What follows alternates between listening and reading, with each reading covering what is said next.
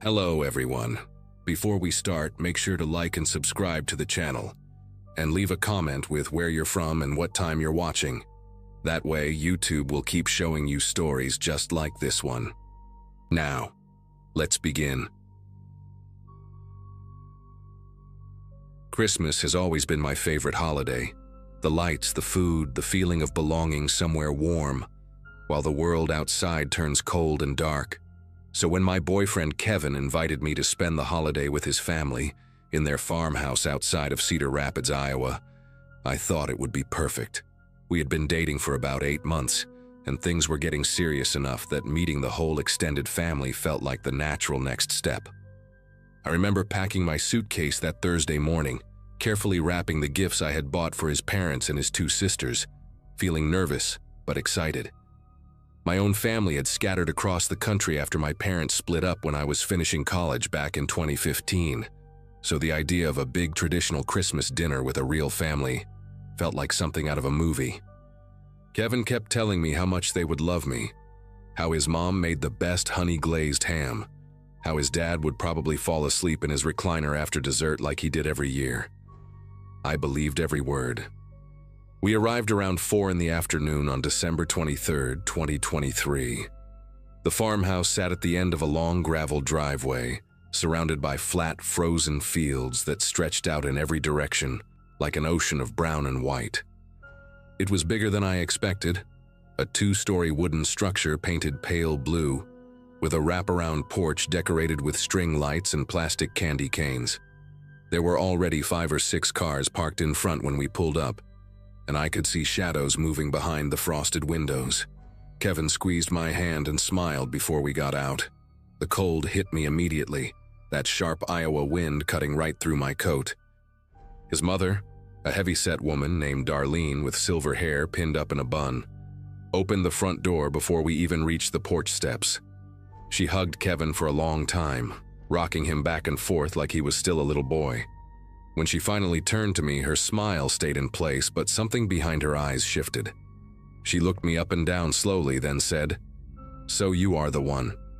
Not, 'Nice to meet you.' Not 'Welcome.' Just that. So you are the one." Inside, the house smelled like cinnamon and wood smoke, and the living room was packed with people. Kevin introduced me to everyone so fast that I could barely keep track of names and faces. His father, a wiry man named Donald with a gray mustache and deep-set eyes, shook my hand without saying a word. His older sister Tammy, who looked like a harder version of Darlene, gave me a quick nod from across the room. His younger sister April at least smiled, though it faded the moment her mother glanced at her.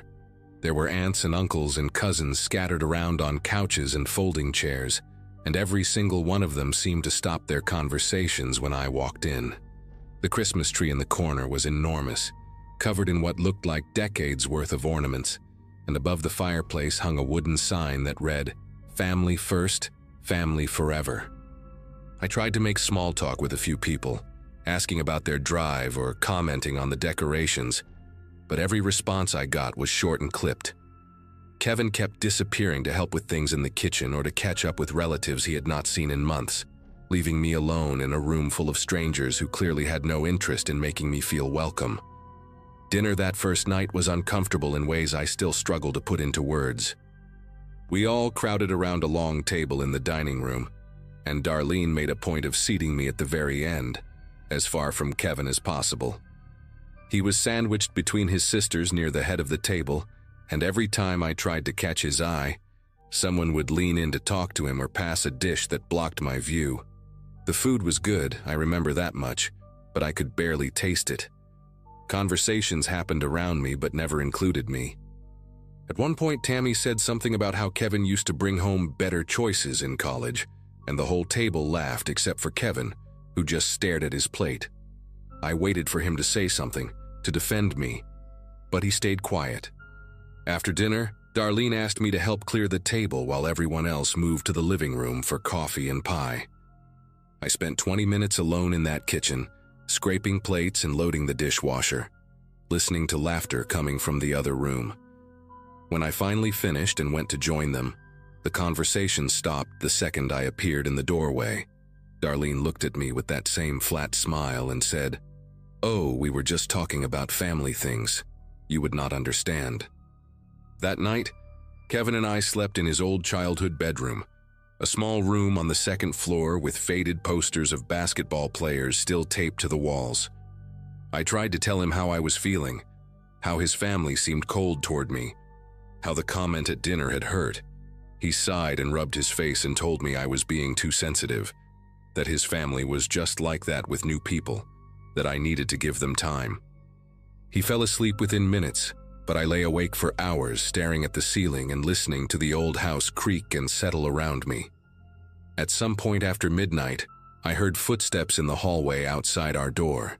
They stopped right in front of the room and stayed there for what felt like 5 full minutes before finally moving away. I told myself it was nothing, probably just someone going to the bathroom. But sleep did not come easy after that. When I finally drifted off, I dreamed about being trapped in a room with no doors while faceless people pressed against the walls, watching me. I woke up to gray morning light and the smell of bacon drifting up from downstairs. And for a brief moment, I let myself believe that maybe today would be different. Maybe they just needed to warm up to me. Christmas Eve started with breakfast in the kitchen, and I made an effort to be helpful and friendly despite how exhausted I felt. I offered to help Darlene with the cooking, but she told me she had it under control and that I should just stay out of the way. So I sat at the kitchen table with a cup of coffee while the women of the family bustled around me, talking to each other as if I was not even there. Around noon, more relatives started arriving, and the house grew louder and more crowded. I noticed that people kept having hushed conversations that would stop whenever I walked into a room. Kevin was no help at all. He spent most of the day outside with his father and his uncles, working on something in the barn, and every time I tried to go find him, one of his relatives would redirect me back inside with some excuse. By late afternoon, I had this growing sense of dread building in my chest, like something was coming that I could not see. The way they kept looking at me when they thought I was not paying attention.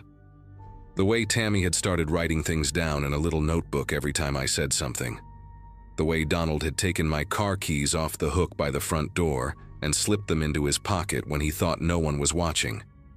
I saw it happen. I saw it and I said nothing because I kept telling myself I was imagining things. It happened after dinner, around 8 o'clock. We had just finished eating, and I was helping April carry dishes to the kitchen when Darlene appeared in the doorway and told me that the family wanted to have a conversation with me in the living room. Her voice was calm, almost pleasant, but there was something underneath it that made every muscle in my body tighten. I followed her out, expecting maybe an awkward attempt at bonding or some kind of holiday tradition I did not know about. Instead, I walked into a room where every single member of Kevin's family was seated in a circle of chairs, and there was one empty chair in the middle facing all of them.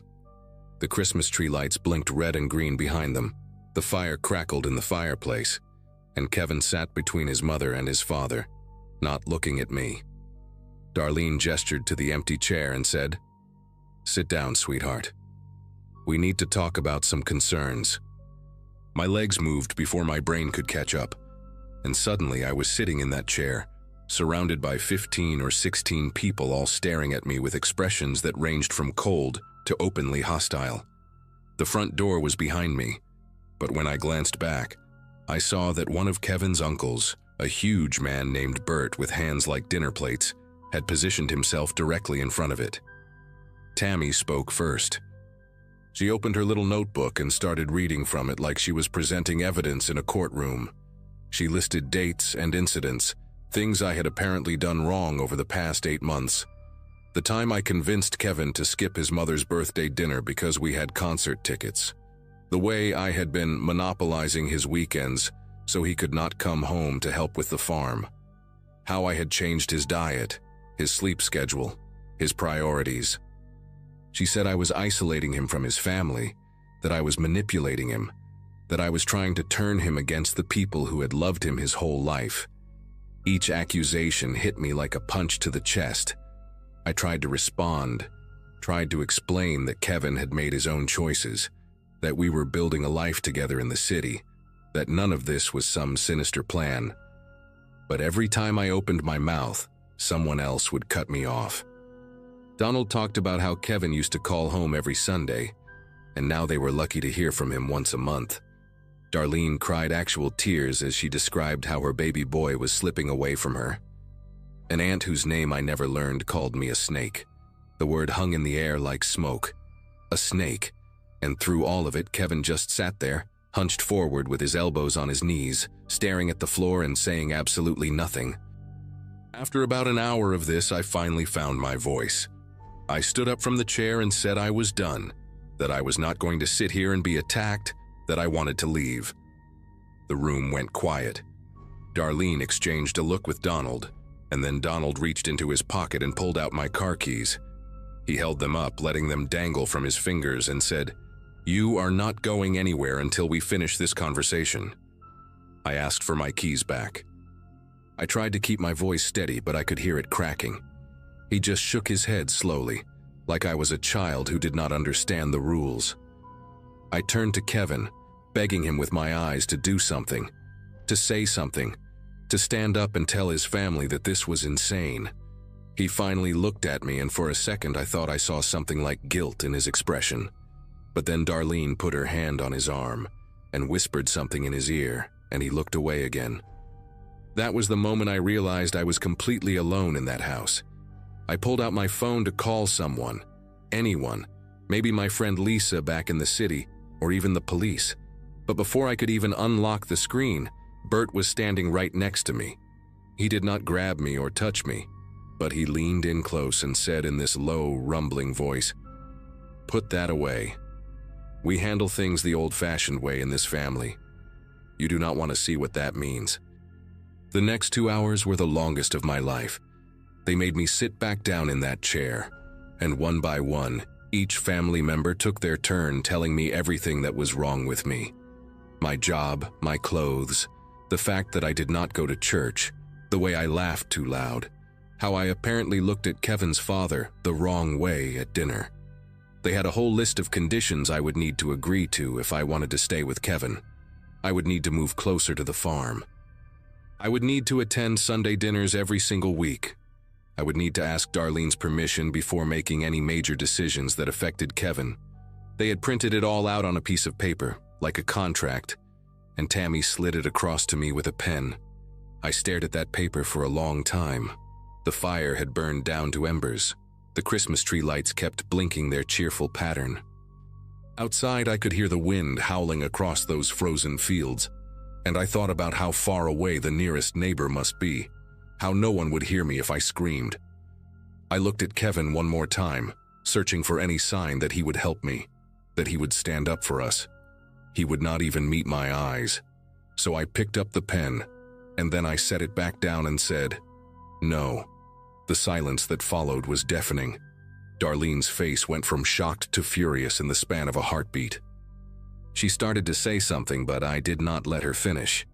I stood up so fast that the chair tipped over behind me, and I started talking loud enough that my voice filled the whole room. I told them that what they were doing was insane, that holding someone against their will was a crime, that I would call the police the second I got out of there, and they would all have to explain themselves. I was shaking, my whole body trembling, but something inside me had snapped, and I was not going to let these people break me. I pointed at Donald and demanded my keys. I pointed at Bert and told him to get away from the door. And then I looked at Kevin, really looked at him, and I said, "If you do not stand up right now and walk out of here with me, we are done. Forever." The room held its breath. Kevin's face had gone pale, and I could see his jaw working like he was trying to chew through something tough. Finally, after what felt like an eternity, he stood up. Darlene grabbed at his arm, but he shook her off. He walked over to his father, held out his hand, and said, "Give her the keys, Dad." Donald stared at him for a long moment, something ugly passing behind his eyes. But Kevin did not back down, and eventually, slowly, Donald dropped the keys into Kevin's palm. We walked out of that house together, and nobody tried to stop us. Maybe they were too shocked. Maybe they realized they had pushed too far. I do not know, and I do not care. The cold air hit me like a slap when we stepped onto the porch, and I had never been so grateful for anything in my life. Kevin drove because I was shaking too hard to hold the wheel. We did not talk for the first hour, just drove through the dark Iowa night with nothing but fields and silence around us. When we finally stopped at a gas station somewhere near Des Moines, I got out and threw up in the parking lot. Kevin held my hair back and kept saying he was sorry, over and over, like a broken record.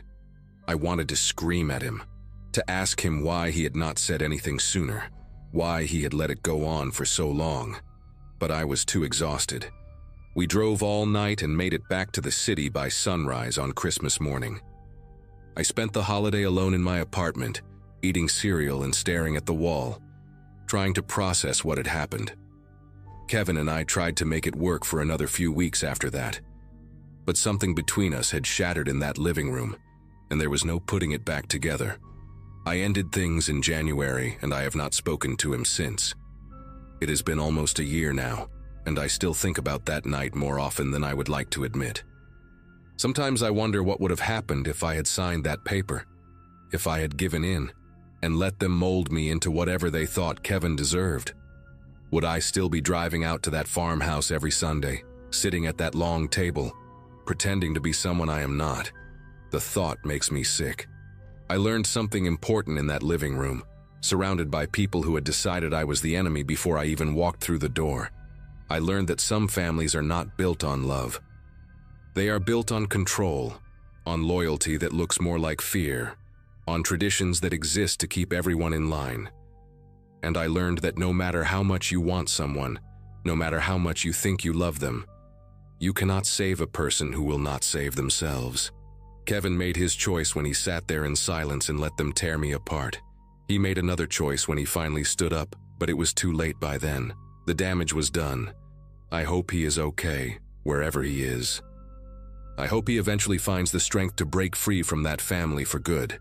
But that is not my fight anymore. I got out. And every Christmas since, I celebrate alone, with cheap wine and a movie and the doors locked tight. It is not the warm family holiday I used to dream about, but at least I am safe. At least I am free.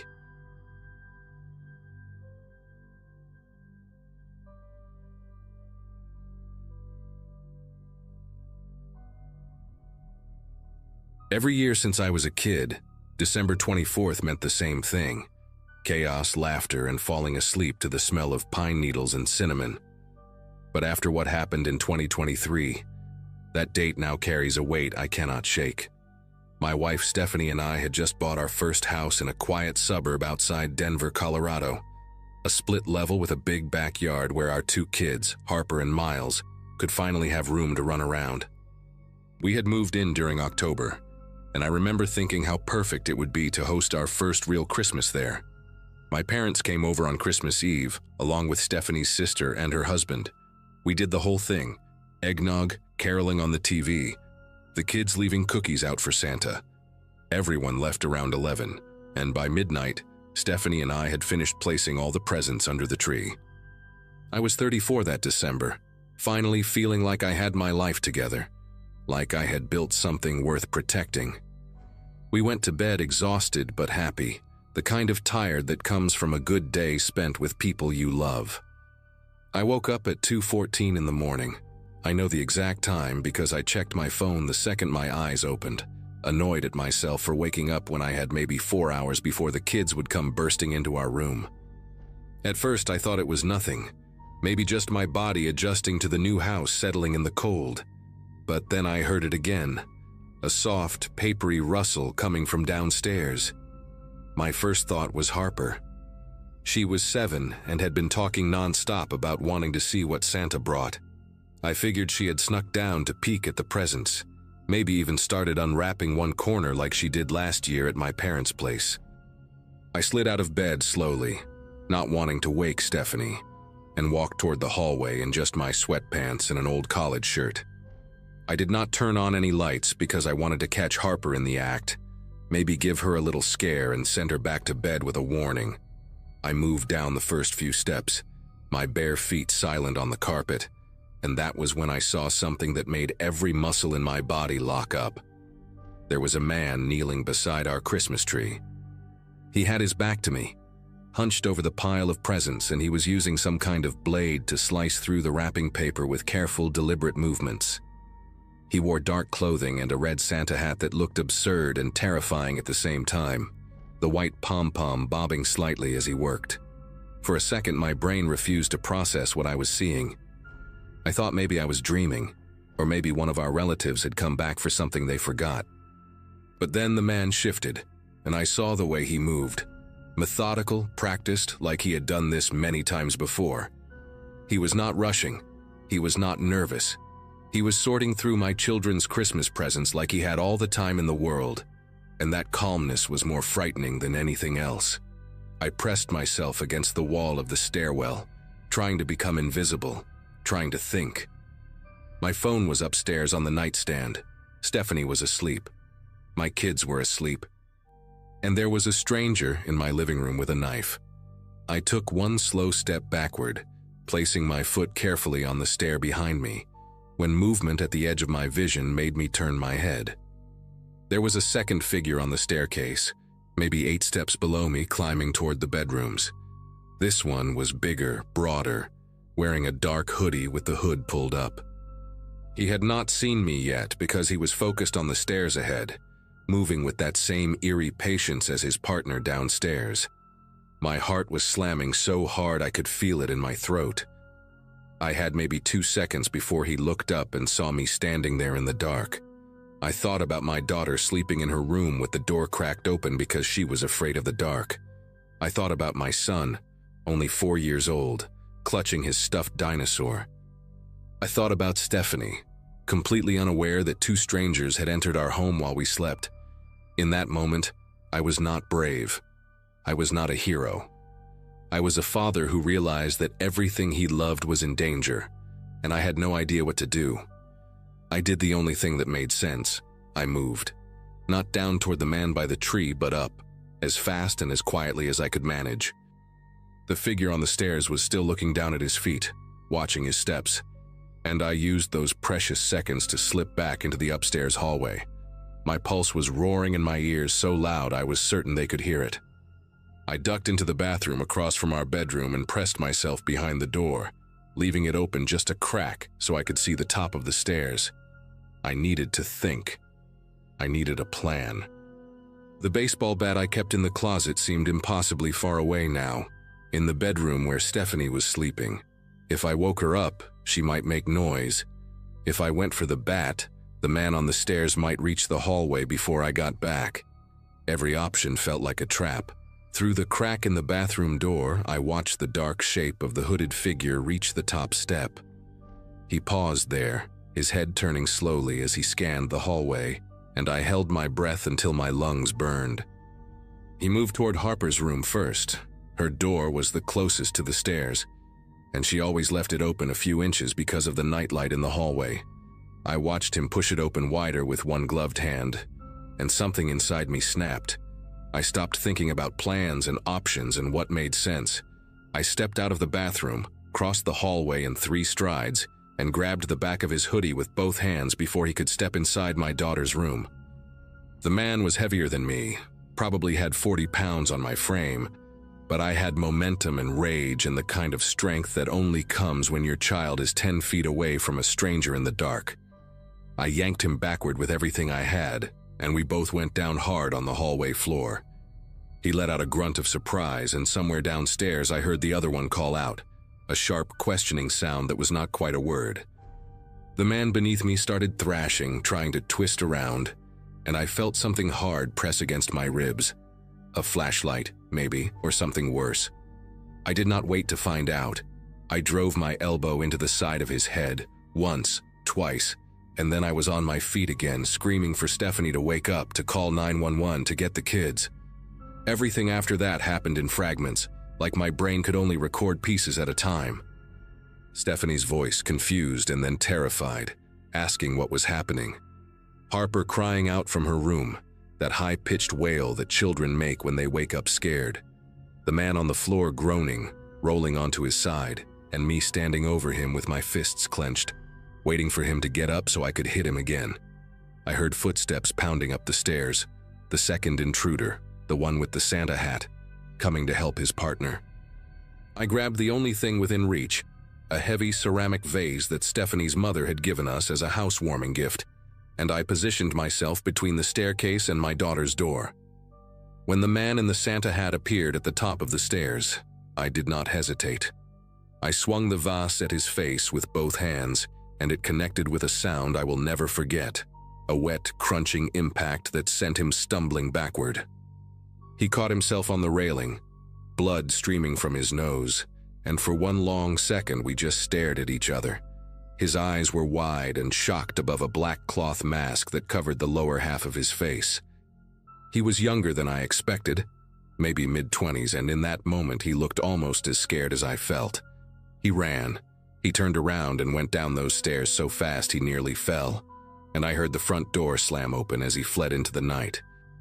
The man on the hallway floor was trying to crawl toward the stairs now, leaving a smear of blood on the carpet from where my elbow had split something open on his face. Stephanie was in the doorway of our bedroom with her phone pressed to her ear, her voice shaking as she told the 911 operator our address. I could hear Harper sobbing and Miles calling out for Mommy, and I wanted to go to them so badly it hurt, but I could not take my eyes off the man on the floor. He made it to the top of the stairs, pulled himself up using the railing, and half ran, half fell down to the first floor. I followed him to the top step and watched him stumble through the living room, past the scattered presents and torn wrapping paper, and out the same door his partner had used. The whole thing, from the moment I woke up to the moment they were gone, was maybe 4 minutes. It felt like hours. It felt like seconds. When I finally let myself breathe, my legs gave out, and I sat down right there on the top stair, shaking so hard my teeth were chattering. The police arrived in under 6 minutes, though it felt like an eternity. Stephanie had gathered both kids into our bedroom and locked the door, and I stayed at the top of the stairs with that broken vase still clutched in my hand, watching the front door like the men might come back at any moment. When I saw the red and blue lights flashing through the living room windows, I nearly started crying. 2 officers came in with their weapons drawn, clearing each room before they let us come downstairs. Harper would not stop shaking, and Miles kept asking why there was blood on the floor, and I did not have any answers that a 4-year-old could understand. One of the officers, a woman with short gray hair and a calm voice that seemed designed for moments like this, sat with Stephanie and the kids while her partner walked me through the house. That was when we found the window. It was in the small guest bathroom on the first floor, the one we barely used, tucked behind the laundry room. The window was wide open, the screen removed and placed neatly against the wall outside. My brother-in-law had used that bathroom during the party, and when I checked, I realized the lock had never been turned after he left. Such a small thing. Such a stupid, simple oversight. And 2 strangers had slipped through it while my family slept upstairs. The officers told me we were lucky. They said home invasions on Christmas Eve were more common than people think. Criminals know that houses are full of new electronics, jewelry, cash gifts, and families are distracted by celebration. They know that guests come and go, that doors and windows get opened and forgotten, that the noise of a party can cover almost anything. They also told me that most burglars run the moment they realize someone is home. That confrontation is the last thing they want. I kept thinking about what would have happened if I had not woken up, if that rustling paper had not pulled me out of sleep. The man with the Santa hat had been sorting through presents to find the most valuable items, probably electronics and gift cards, things that are easy to carry and easy to sell. But his partner had been heading upstairs. The officer did not say what he thought the second man was looking for up there, and I did not ask, because some questions have answers you do not want to hear. They took our statements, photographed the blood on the carpet, and the broken vase and the open window, and told us that detectives would follow up in the morning. By the time they left, it was almost 5 in the morning, and the sky outside was starting to turn gray with the first light of Christmas Day. We did not open presents that morning. Harper asked once in a small voice if Santa had still come, and I had to walk into the kitchen so she would not see my face. Stephanie handled it better than I did, She always does, and somehow convinced the kids that we would do Christmas later, that right now we needed to rest and be together. We spent the morning huddled on our bed, all four of us, watching cartoons on Stephanie's laptop while I kept glancing at the bedroom door. I had pushed our dresser in front of it, which was probably ridiculous since the intruders were long gone, but I could not stop myself. Every creak of the house made my heart race. Every shadow in the hallway looked like a figure in a hood. The kids eventually fell asleep around noon, exhausted from the disrupted night, and Stephanie and I just sat there holding each other without speaking. I kept replaying every moment in my head, thinking about all the ways it could have gone differently. What if the man on the stairs had been faster? What if he had been armed with something worse than whatever I felt against my ribs? What if I had not woken up at all? The thoughts spiraled and spiraled until Stephanie squeezed my hand and told me to stop, that we were okay, that everyone was safe. She was right, but knowing that did not make the fear go away. They caught them 3 days later. A neighbor 2 streets over had a doorbell camera that recorded the men fleeing down the sidewalk, and the footage was clear enough to show their faces once they pulled off their masks while running to their car. The one I hit with the vase was 23 years old, a guy named Ronald Becker, with a string of prior burglary charges in 3 different states. His partner was his cousin, 19. No prior record, but plenty of connection to stolen goods that police found when they searched their apartment. They had hit 4 other homes that same week, all in neighborhoods where holiday parties made for easy targets. During the investigation, a detective told me something that still keeps me up at night. He said that based on what they found in the cousin's apartment, zip ties, duct tape, a handgun that the younger one had left in their car that night, there was a possibility they had been planning to do more than just steal presents. He could not say for certain what their intentions were, and neither of them confessed to anything beyond burglary. But he wanted me to know that what I did on that staircase, the decision to fight instead of hide, might have prevented something much worse. I think about that every single day. I think about how close we came to a different ending, one where I am not writing this post because I am not here to write it. We moved out of that house 6 months later.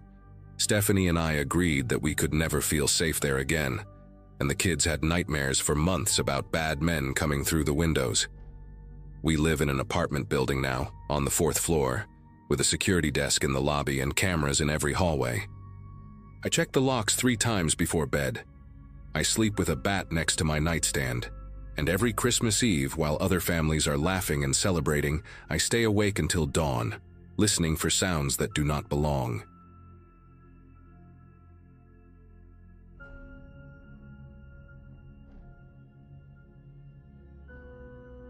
Volunteering for the Ashford Winter Festival seemed like a good idea, until I realized it meant standing outside for 6 hours in December checking vendor permits. My sister Amanda had convinced me to sign up, insisting I needed to do something other than mope around that apartment. She wasn't wrong. After my divorce finalized in August, I'd spent most evenings staring at my phone and drinking cheap wine, scrolling through photos of my ex-husband's new life like some kind of masochist. Moving back to my hometown had felt like admitting defeat, but the rent above the pharmacy on Main Street was affordable, and I needed a fresh start somewhere familiar. The annual festival brought out everyone in town, all bundled up in their winter coats, wandering between craft booths and food trucks, while Christmas music blared from speakers mounted on every lamppost. By the time I graduated high school back in 2013, I'd already been dreaming of leaving Ashford behind. But here I was at 30, clipboard in hand, making sure the kettle corn guy had the right permits, and the jewelry vendors weren't blocking the sidewalk. Life has a funny way of circling back on you. The festival stretched along Main Street for 4 blocks, with the official bonfire set up at the north end near the community center. I could see the orange glow from where I stood, hear the high school choir singing carols while families gathered around to roast marshmallows. The fire department had 2 guys stationed there in reflective vests, keeping watch to make sure nobody got hurt. Everything ran like clockwork in Ashford, predictable and safe, which was exactly what I'd been craving after the mess of my marriage. Around 8 that evening, the cold started seeping through my jacket, making my fingers ache even inside my gloves. I decided to cut through the alley behind the pharmacy to run upstairs and grab my heavier coat. That's when I noticed the smoke. Thick, dark smoke rising into the night sky from somewhere past the south end of Main Street, near the old Hutchinson barn that had been abandoned since I was a kid. My brain immediately jumped to teenagers starting their own fire, probably trying to drink beer and feel rebellious away from their parents. But something about the smoke bothered me. It was too much, too dark, and coming from the wrong direction entirely if you were trying to stay hidden from the festival crowds. I should have just grabbed my coat and gone back to my post. I should have assumed it was nothing, maybe some debris burning in a barrel or a controlled burn someone forgot to mention. But curiosity has always been my worst quality, the thing that made me check my ex's phone in the first place and find all those messages that ended my marriage. So instead of being smart, I walked toward the smoke. The alley behind Main Street was mostly empty, just a few people cutting through to get to the parking lot faster. I passed the back entrance to the hardware store and the dumpsters behind the diner, my boots crunching on gravel and bits of ice. The temperature felt even colder away from the crowds, away from the body heat and the lights. As I got closer to the Hutchinson property, the smell hit me first. Not wood smoke like you'd expect from a campfire, but something chemical and sharp that made my throat tighten. The barn sat about 50 yards off Main Street, surrounded by a chain-link fence that had more holes than actual fence at this point. Kids had been sneaking in there for years to drink and fool around, leaving behind beer cans and cigarette butts. I'd done it myself back in high school, making out with Tommy Brennan on a dare while our friends kept watch outside. The smoke was definitely coming from behind the barn, rising in thick plumes that looked almost black against the night sky. I pulled out my phone and turned on the flashlight, ducking through one of the gaps in the fence. My heart was pounding now. Not from fear exactly, but from that electric feeling you get when you know you're seeing something you're not supposed to see. The ground was uneven, full of frozen mud and dead weeds that grabbed at my ankles. I could hear the festival in the distance, all those voices singing and laughing, completely unaware that anything was wrong. When I rounded the corner of the barn, I saw the fire. It was bigger than I expected, burning in what looked like an old oil drum someone had dragged out there. The flames licked up into the darkness, casting flickering shadows across the weathered wood of the barn. And then I saw the person, a figure maybe 20 feet away from me, hunched over the drum and tossing something into the flames. They were wearing dark clothes, a heavy jacket with the hood pulled up, and they moved quickly, urgently, like they were racing against time. My breath caught in my chest. I stepped back instinctively, trying to stay in the shadows, but my boot hit a piece of metal and it made a loud clang that echoed across the empty lot. The figure's head snapped up. For a second, neither of us moved. I could see their face partially illuminated by the firelight, but the hood cast too many shadows for me to make out any real features. Then they dropped whatever they'd been holding and ran. Not toward me, thank God, but in the opposite direction, cutting through the far side of the property toward the woods that bordered the edge of town. They moved fast, stumbling once on the rough terrain but recovering quickly, and within seconds they disappeared into the tree line. My legs felt like they'd been filled with cement. Every instinct screamed at me to run back to the festival, to find a cop or a firefighter or literally anyone else to deal with this. But I couldn't stop staring at the oil drum, at the flames still crackling and spitting embers into the air. Whatever that person had been burning, there was still evidence left. I took a few shaky steps forward, holding my phone up to get a better look. The heat from the fire hit my face, making my eyes water. Inside the drum, I could see fabric, dark pieces of what looked like clothing curling and blackening in the flames. A jacket sleeve, maybe part of a shirt, something that might have been denim. My stomach turned. This wasn't teenagers burning trash or getting rid of old furniture. This was deliberate, secretive, wrong. I didn't touch anything. Every crime show I'd ever watched screamed at me not to contaminate a scene, assuming this even was a scene, and not just my paranoid brain making connections that didn't exist. But I took photos. Lots of them. The oil drum, the flames, the partially burned clothing, the footprints in the mud leading toward the woods. My hands were shaking so badly that half the pictures came out blurry, but I kept snapping anyway, documenting everything I could see. Then I heard voices.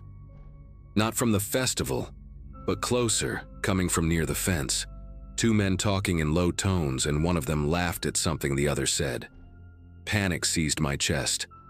I didn't know if they were connected to whoever had been burning things, or if they were just festival goers taking a shortcut, but I wasn't about to stick around and find out.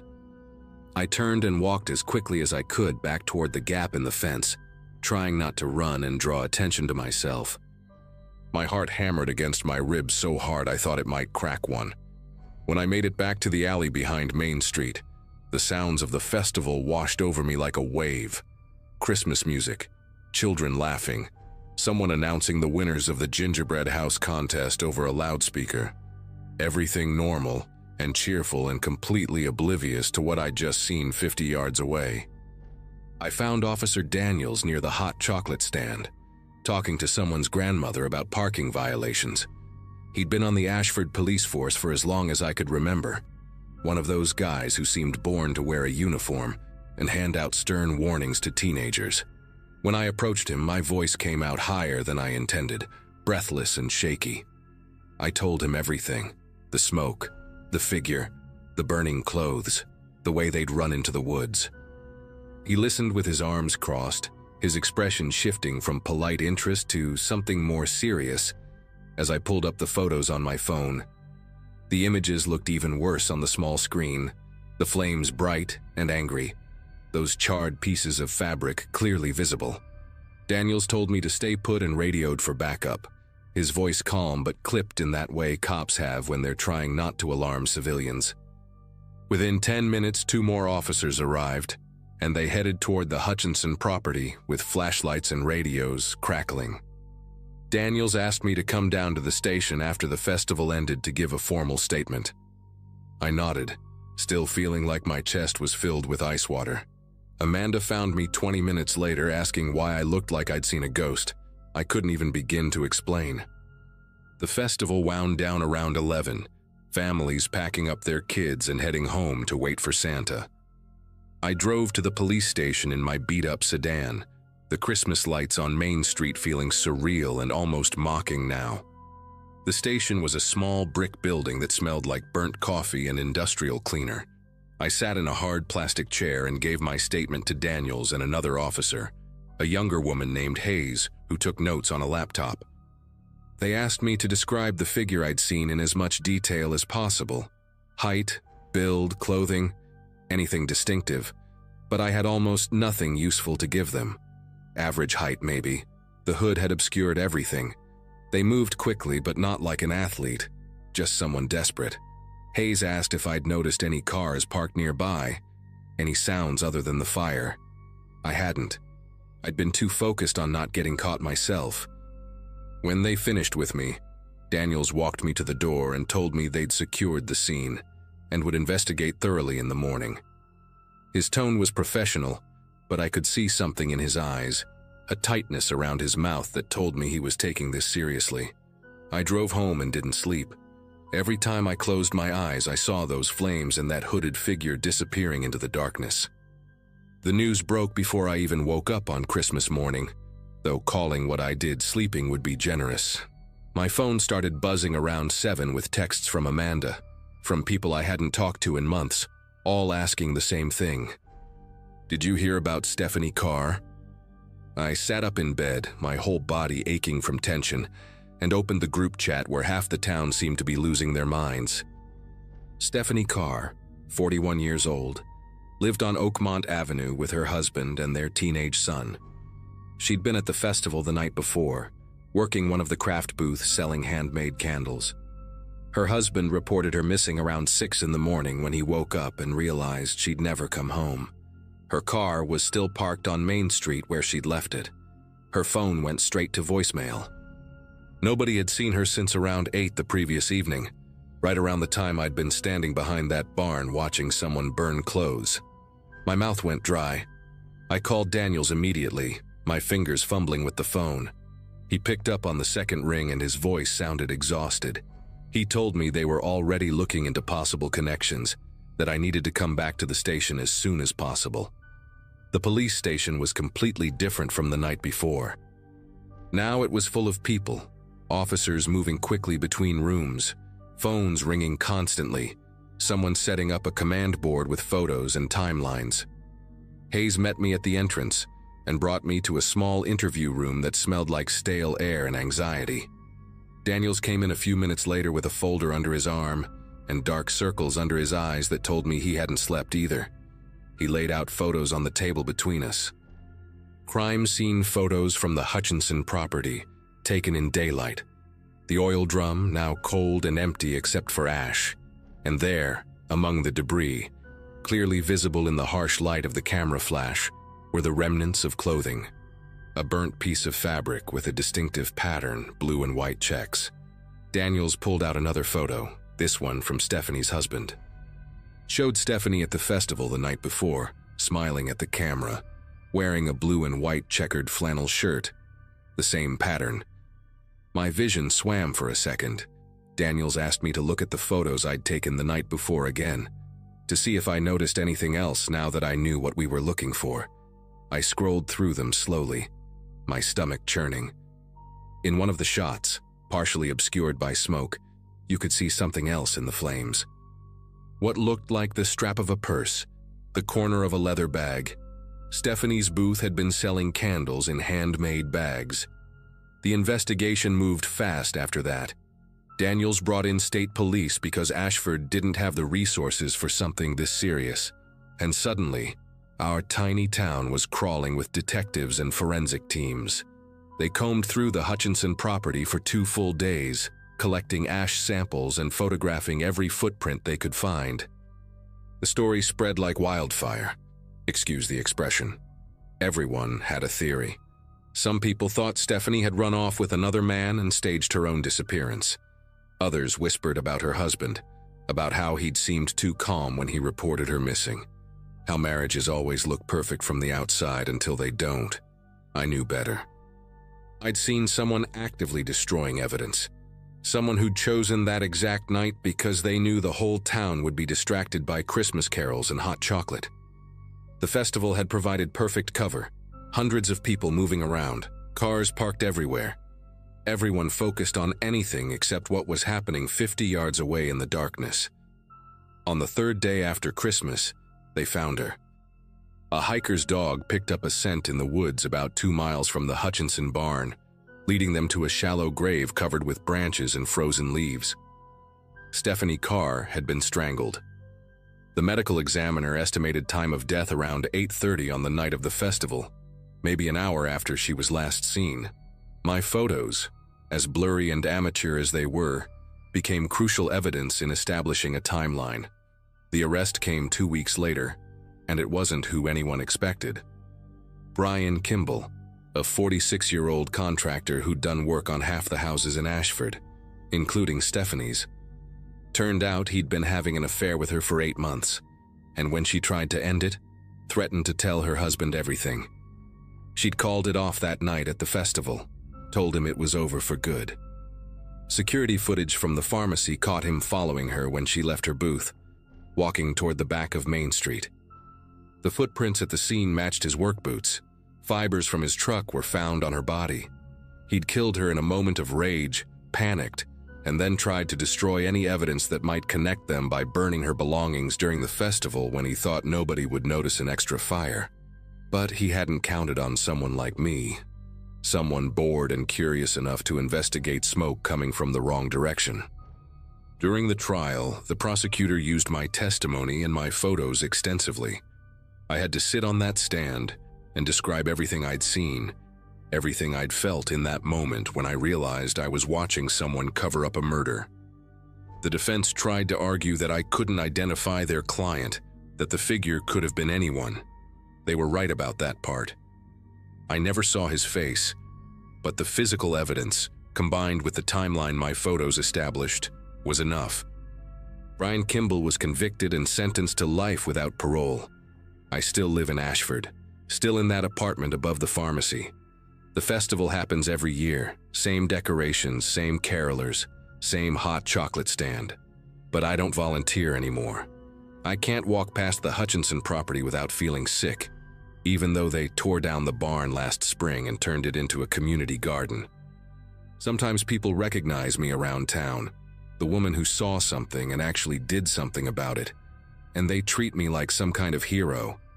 But I don't feel heroic. I feel like I accidentally stumbled into someone else's nightmare and barely escaped with my sanity intact. Stephanie's son graduated high school last year. I saw the announcement in the local paper, saw his mother's name listed in memoriam. He'll grow up knowing his mom was murdered by someone she trusted, someone who pretended to care about her. That kind of betrayal doesn't just kill the victim, it kills something in everyone who loved them too. My sister still asks me to get out more, to stop isolating myself, but she doesn't understand that some things change you in ways you can't explain. I learned that evil doesn't look like a monster or announce itself with warning signs. Sometimes it looks like a contractor in a work jacket, someone your neighbors trust to fix their roof or remodel their kitchen, someone who can smile at you in the hardware store and then strangle a woman to death an hour later because she wouldn't do what he wanted. That's the part that haunts me most. Not what I saw that night, but how ordinary it all was. How easily it could have gone completely unnoticed if I'd just minded my own business and grabbed my coat like I planned. Termine.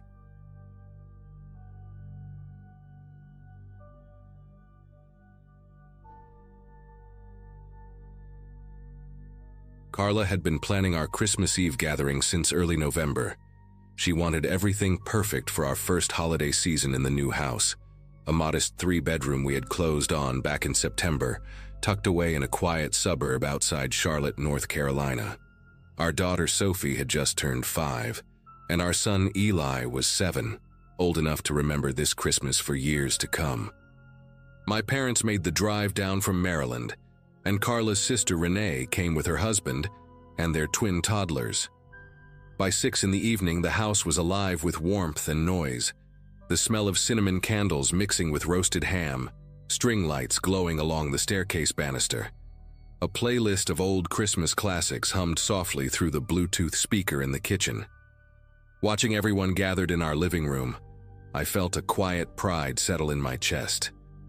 At 33, after years of renting cramped apartments and saving every spare dollar, I had finally built something real for my family.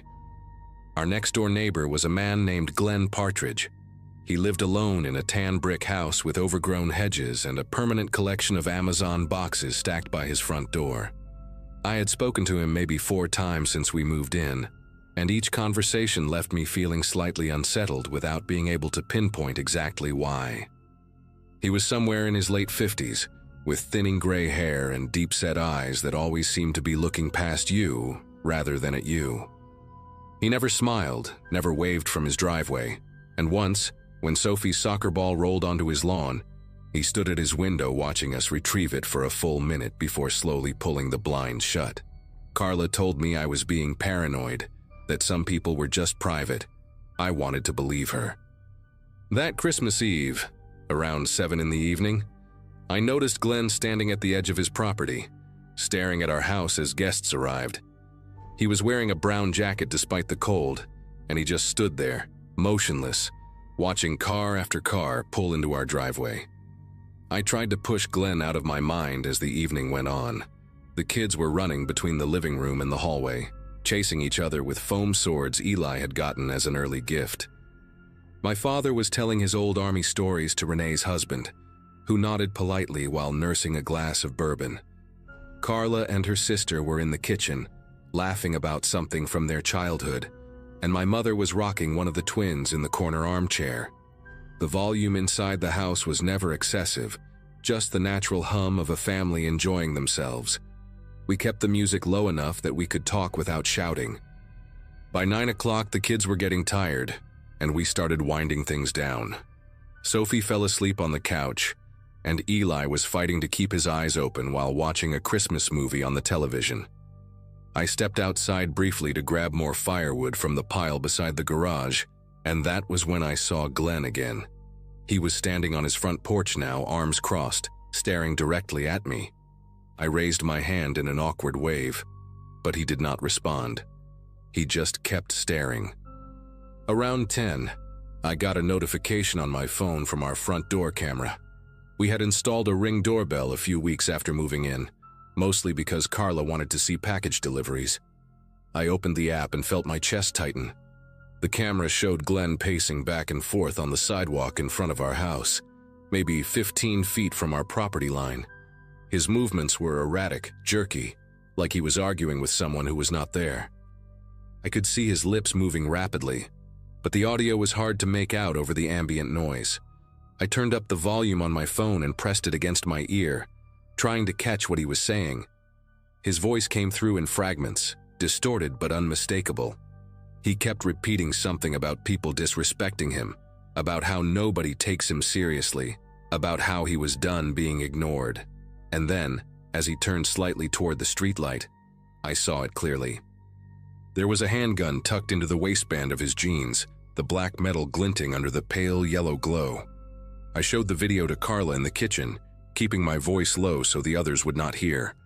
Her face went pale as she watched Glenn pace and mutter, and when I pointed out the gun, she grabbed my arm hard enough to leave a mark. We debated calling the police right then, but part of me hesitated. Glenn had not actually done anything illegal yet. He was on a public sidewalk, and North Carolina is an open carry state. I kept telling myself that maybe he was just having a bad night. Maybe he would go back inside and sleep it off.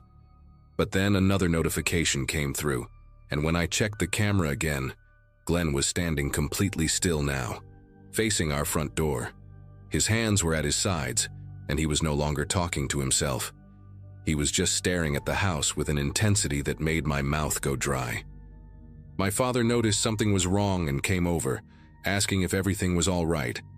I did not know how to explain it, so I just handed him my phone and let him watch for himself. His expression hardened immediately. He had seen combat in Vietnam, and I think he recognized danger in a way that I, in my comfortable suburban life, had never learned to. My father told me to stay inside and keep everyone calm while he went to talk to Glenn. I tried to stop him, tried to tell him about the gun, but he waved me off with the confidence of a man who had faced worse. I watched through the living room window as my father walked down the driveway, his posture relaxed but deliberate. Glenn saw him coming and did not move. They stood about 10 feet apart, and I could see my father talking, his hands open and visible in a gesture of peace. For a moment, I thought it might actually work. Glenn seemed to be listening, his head tilted slightly to one side. Then, without any warning at all, everything changed. Glenn reached down to his waistband and pulled out the handgun, holding it at his side but not quite pointing it at my father. He said something I could not hear from inside the house, but I saw my father's body stiffen. I was already moving toward the front door when Glenn raised his voice loud enough for the whole street to hear. He was screaming now, demanding that we end the party immediately, saying the noise was a direct attack on him, that we had been plotting against him for months. I yanked the front door open and stepped onto the porch, my heart hammering against my ribs.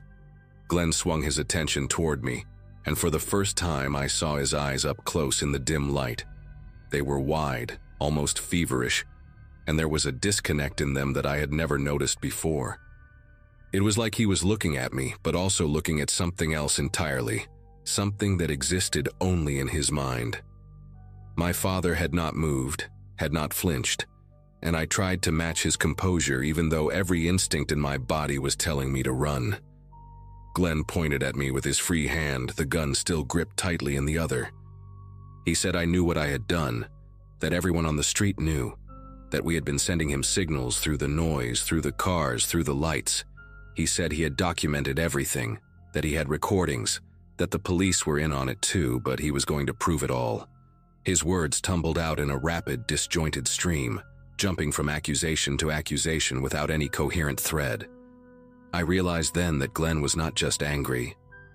There was something deeply broken inside him. Carla had already called 911 from inside the house.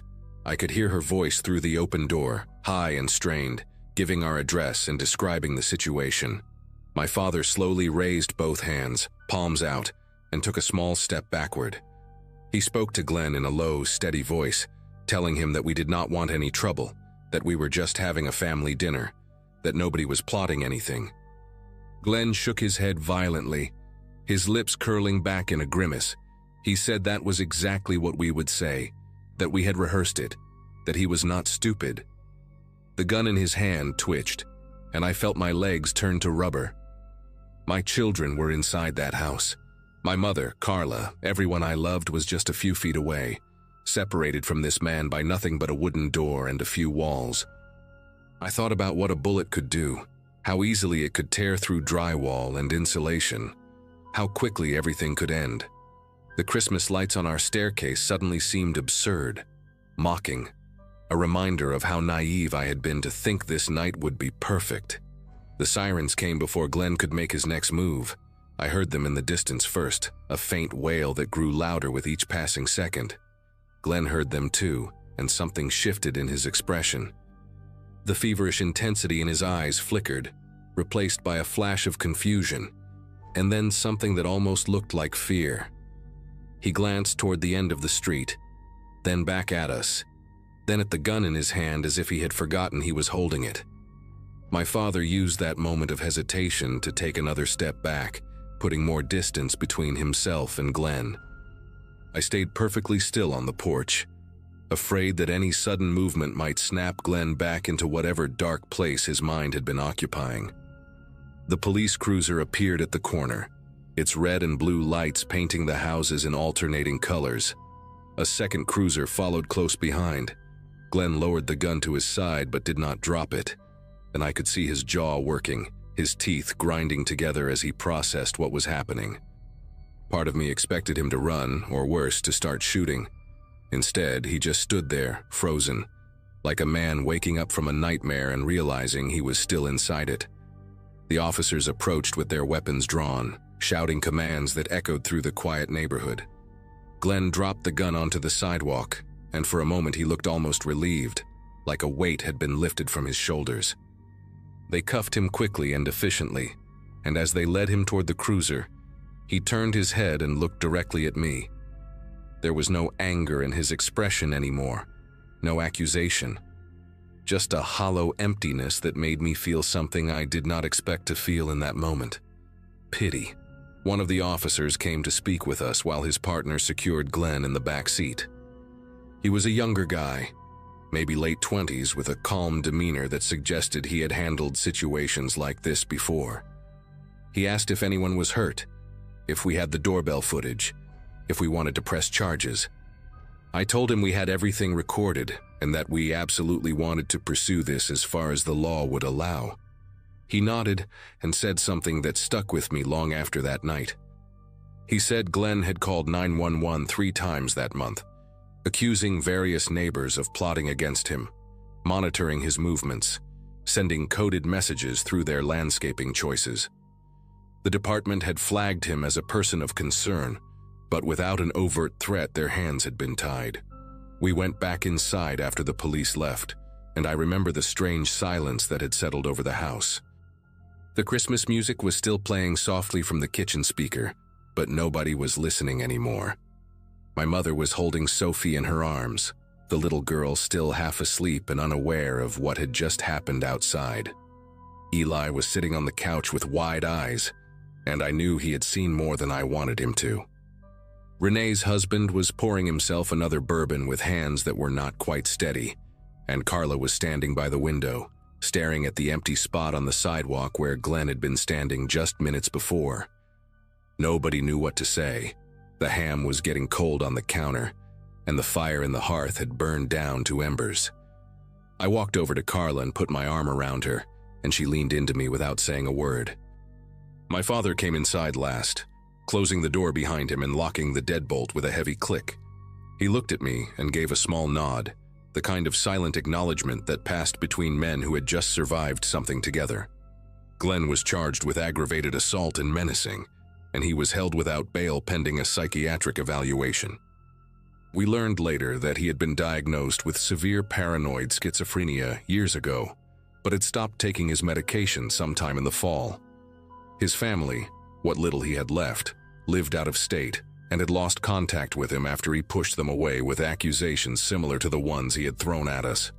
The house next door sat empty for months after that night, its overgrown hedges growing even wilder, its Amazon boxes eventually cleared away by a property management company. We put up a fence the following spring, a tall wooden barrier that blocked our view of his property entirely. It was not really about security anymore. It was about not having to look at that tan brick house every time I stepped outside. Sophie and Eli do not remember much about that Christmas Eve, and I am grateful for that. But sometimes when I check the Ring camera at night before going to bed, I still feel a flicker of that old fear.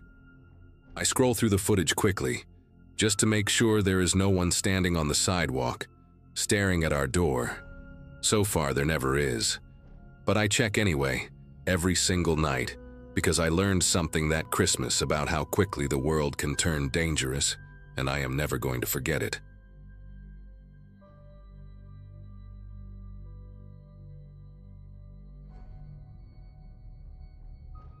My daughter Molly had begged me to leave the Christmas lights on overnight. She was spending Christmas Eve at her father's place this year, part of the custody arrangement we had worked out after the divorce. But she made me promise on the phone that I would keep the tree glowing until morning. "It looks magical from outside, Mom," she had said, and even though she would not be there to see it, I left them on anyway. I had moved into this small craftsman home in Tacoma, Washington, 8 months earlier, right after everything was finalized. The house had a stone fireplace that the realtor described as a rare find, and I had filled the mantel with stockings and garland because decorating for one felt less pathetic if I really committed to it. That Christmas morning, I woke before my alarm, somewhere around 5, to a sound I could not immediately place. It was a scraping noise, rhythmic and metallic, coming from somewhere on the first floor. I lay there in the darkness of my bedroom, holding my breath, trying to convince myself I had imagined it. The sound came again, and this time there was no mistaking it. My neighbor Gwen had been complaining about raccoons for weeks. They had gotten into her attic and caused all sorts of damage before animal control finally dealt with them. I assumed one had found its way into my chimney, maybe attracted by the residual warmth from the fire I'd let die out the night before. I grabbed my robe from the hook on the back of the door and slipped on my worn house slippers, not bothering with lights as I padded down the narrow hallway toward the living room. The Christmas tree cast soft colored shadows across the walls, and beneath it sat the pile of wrapped presents I had prepared for Molly's visit later that afternoon. My laptop was on the coffee table, along with the small jewelry box my mother had given me years ago. I had been sorting through old pieces the night before, trying to decide what to pass down to Molly when she got older. The scraping grew louder as I approached the fireplace, a grinding metallic sound that seemed to echo inside the flue. I knelt down on the cold hearth, leaning forward to peer up into the darkness, expecting to see the panicked eyes of a trapped animal staring back at me. What I saw instead was a black boot, a single black boot, scuffed and dirty, dangling about 2 feet above the iron grate. It was attached to a leg wrapped in red fabric, cheap, shiny polyester that caught the faint glow from the Christmas tree lights. For a moment, my brain simply refused to process what I was looking at. I remember thinking, in this absurd flash of confusion, that maybe I was still dreaming. Maybe I had not actually gotten out of bed, and this was one of those hyper-realistic nightmares that feel so vivid you can smell things. But I could smell something.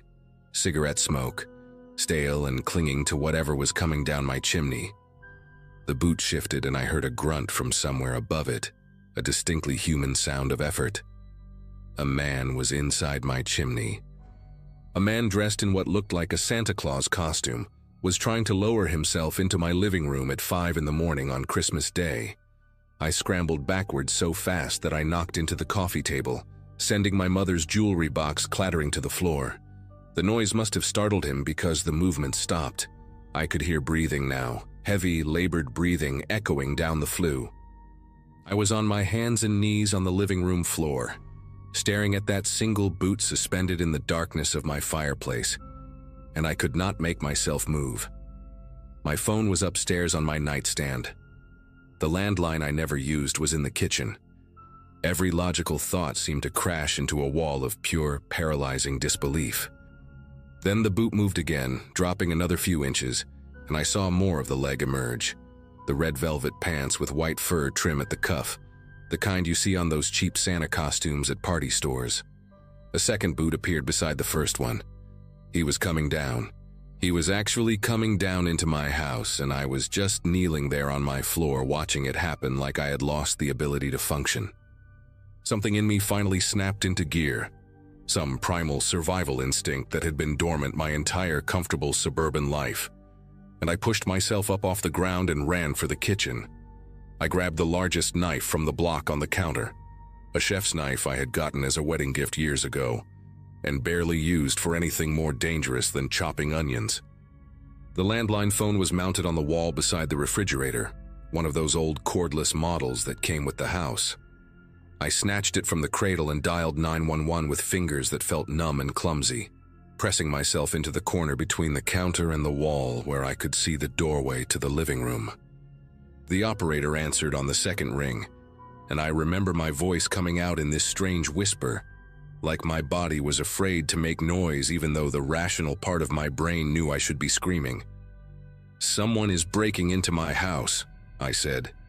"He's coming down my chimney. He's dressed like Santa Claus." There was a pause on the other end, and I could almost feel the operator trying to decide if this was a prank call. I gave her my address, repeated it twice, and told her to please send someone immediately.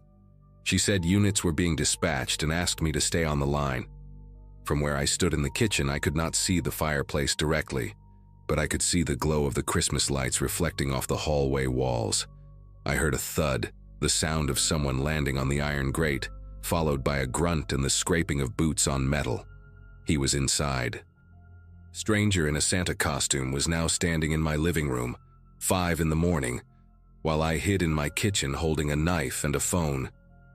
I heard footsteps, slow and deliberate, moving across the hardwood floor.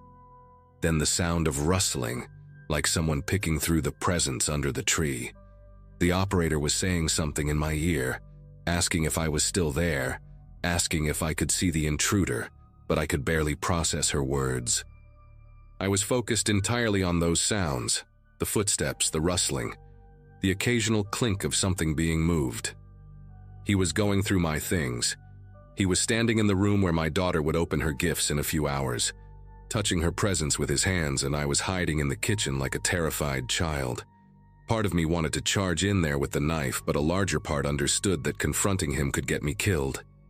The footsteps stopped. For a long, terrible moment, there was complete silence.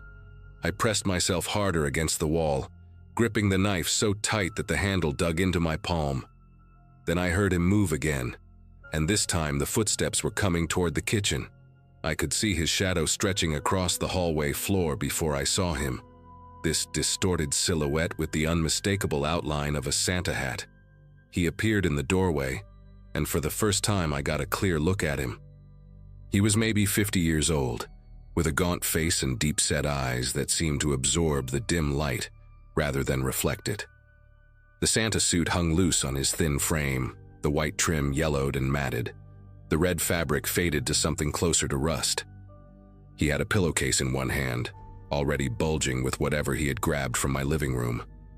He saw me in the same instant I saw him, and we both went still. His eyes dropped to the knife in my hand, then back up to my face. He did not look surprised or afraid. He looked annoyed, like I was an inconvenience he had not planned for. "Put that down," he said.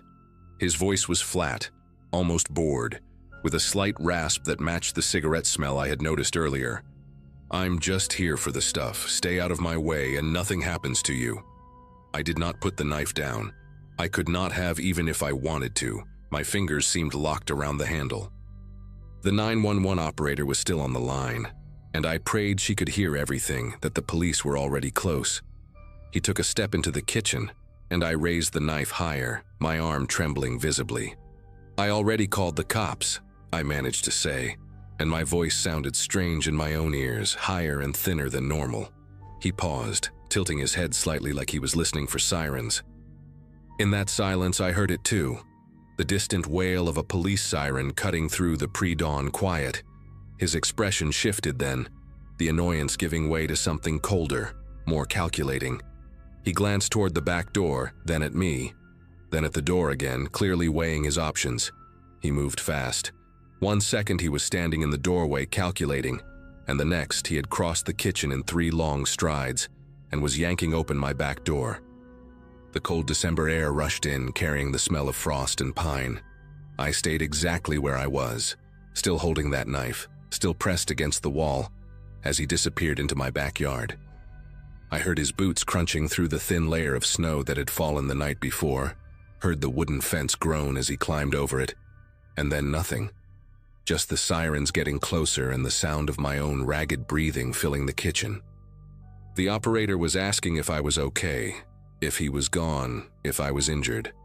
I told her he had run out the back, gave her a description: older white male, thin build, Santa costume, heading east through the neighbor's yard. My legs gave out somewhere in the middle of that sentence, and I slid down the wall until I was sitting on the cold tile floor, the knife still clutched in my hand like some kind of lifeline. The police arrived maybe 2 minutes later, though it felt like an hour. 2 patrol cars pulled up in front of my house, their lights painting the snow red and blue. I managed to get up and unlock the front door for them, and then everything became a blur of uniforms and questions and flashlight beams sweeping through my home. They found the pillowcase he had dropped in the backyard. Inside were my laptop, my mother's jewelry box, 2 of the wrapped presents from under the tree, and a silver picture frame that had been sitting on my mantel. One of the officers, a woman named Ruiz with kind eyes and a calm voice, sat with me at the kitchen table while her partner checked the rest of the house. She asked me to walk her through everything from the beginning, and I did, though my account came out fragmented and scattered. The chimney, I kept saying. He came down the chimney like it was nothing. She nodded and wrote in her notepad, her expression professionally neutral. But I could see something in her eyes that told me this was not the first time she had heard something like this. They caught him 4 blocks away, still wearing the Santa suit. Officer Ruiz came back later that morning to tell me, after the sun had come up and my house no longer felt like a crime scene. His name was Vincent Holt, 52 years old, with a record that included multiple burglary convictions dating back to the late 90s. What she told me next made me feel sick in a way I had not expected. He had been doing this for at least 3 weeks, entering homes through chimneys on Christmas morning, dressed in that ridiculous costume as a form of camouflage. If any neighbor happened to glance out their window at dawn and saw a figure in red and white on a rooftop, they would assume it was a decoration, or maybe dismiss it as their eyes playing tricks in the early light. He had specifically targeted homes where he had observed single women living alone, watching houses for days beforehand to learn routines and identify easy marks. Ruiz said they had connected him to at least 4 other break-ins across the Tacoma area, though they suspected there were more victims who had not reported anything because they had slept through the whole thing. I was the first one who had been awake, the first one who had seen him coming down. Molly came over that afternoon and I did not tell her what had happened. I cleaned up the soot he had tracked across the floor, put the presents back under the tree, and watched her tear into the wrapping paper with the kind of joy only a child can have on Christmas morning. My ex-husband picked up on something when he dropped her off. He asked if I was feeling okay, said I looked pale, but I just told him I had not slept well. It took me 3 days to stop flinching at every small noise in the house. I had a locksmith come out and install a chimney cap with a heavy-duty lock, the kind that bolts directly into the masonry. I also bought a security system, the type with cameras and sensors on every door and window, and I have not slept through a full night since that morning. Sometimes I still think about his face in the kitchen doorway, that look of mild annoyance, like I was just an obstacle between him and what he wanted.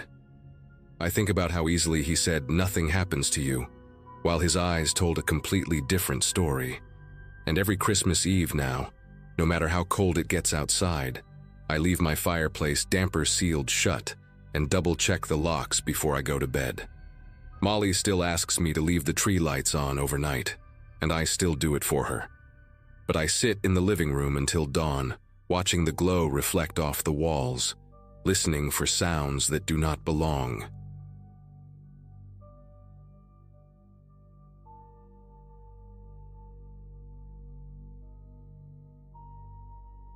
Anyone who lives in a small town knows that certain rhythms become part of your life, whether you want them to or not.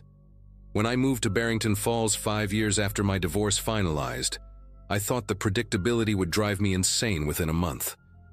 Instead, I found myself noticing things, small things, like how old Beverly Hutchins across the street always had her Christmas lights programmed to shut off at exactly midnight, every single night from Thanksgiving through New Year's. She was meticulous about it in a way that seemed almost obsessive, but that was Beverly. Retired schoolteacher, widow for 12 years, the kind of woman who still wore pantyhose to the grocery store and kept her lawn edged like she was expecting a magazine photographer. We weren't close, but we were neighborly. She'd wave from her porch when I got home from the warehouse around 6. I'd help carry her groceries when I saw her struggling with bags. That's how it works in places like this. Christmas Eve 2024 was unseasonably warm for Massachusetts. One of those weird winter nights where you could almost smell the ground thawing. I'd spent the evening at my sister's place in the next town over, eating too much ham and making awkward small talk with her husband's family. Got home around 11:30, tired and ready to collapse. I remember parking in my driveway and seeing Beverly's house across the street, absolutely covered in those old-fashioned multicolored bulbs. She had them strung along every eave, wrapped around the porch columns outlining her windows. It looked like something from a 1950s postcard. The lights were still on, but that made sense since midnight hadn't hit yet. I went inside, brushed my teeth, and fell into bed with my phone scrolling through nothing important. At some point I must have dozed off because when I jerked awake, my neck was stiff and my phone had slipped onto the floor. I reached for it and checked the time. 3:14 in the morning. The house was dark except for the streetlight filtering through my bedroom curtains, and that's when I noticed something that made me sit up fully. Through the gap in the curtains, I could see Beverly's house. Every single Christmas light was still blazing. At first I thought maybe she'd fallen asleep and forgotten to set the timer, but Beverly didn't forget things like that. She was the type who had backups for her backups. I laid there for maybe 10 minutes trying to convince myself it was nothing, that she'd probably just decided to leave them on for Christmas morning or something. But the longer I stared at those lights twinkling through my window, the more wrong it felt. Not supernatural wrong, just wrong in that gut-level way when you know something's off with a person's routine. I finally got up, pulled on jeans and the same sweater I'd worn earlier, and walked outside. The street was completely dead. No cars, no sounds except for a dog barking somewhere 3 blocks over. When I crossed the street and got closer to Beverly's house, that's when I heard it. Music. Christmas music, but cranked up so loud it was spilling out into the yard. Some choir singing about silent nights, except there was nothing silent about it. The volume was almost aggressive, like someone had turned every dial to maximum and walked away. I stood on her walkway for a second, trying to figure out what to do. The porch light was on, same as always, and through the big front window I could see her living room. The Christmas tree in the corner was lit up, those old bubble lights she probably bought in the 70s. Everything looked normal except for the music. I walked up the 3 steps to her porch, and that's when I saw it. The front door wasn't closed all the way. It was open maybe 2 inches, just enough that the jam wasn't catching, and when I got close I could feel warm air leaking out into the night. My first thought was that she'd been robbed, that someone had broken in and hurt her. My second thought was that I should call the cops and not go inside, but you know how it is when you're standing there in the moment. I called out her name instead. Beverly? Miss Hutchins?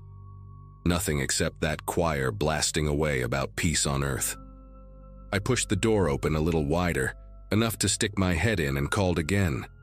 The house smelled like pine needles and something else, something sweet. Cinnamon maybe, or nutmeg. The hallway was empty, the music coming from somewhere deeper inside. I stepped all the way in, leaving the door open behind me in case I needed to run. The music was coming from the kitchen, I could tell now. One of those old CD players, probably, stuck on repeat. I moved through the hallway slowly, past the stairs and the living room entrance, and when I turned the corner into the kitchen, I stopped dead. The table was set for breakfast. Not just set, but arranged like she was expecting company. 2 plates, 2 coffee mugs, 2 cloth napkins folded into triangles.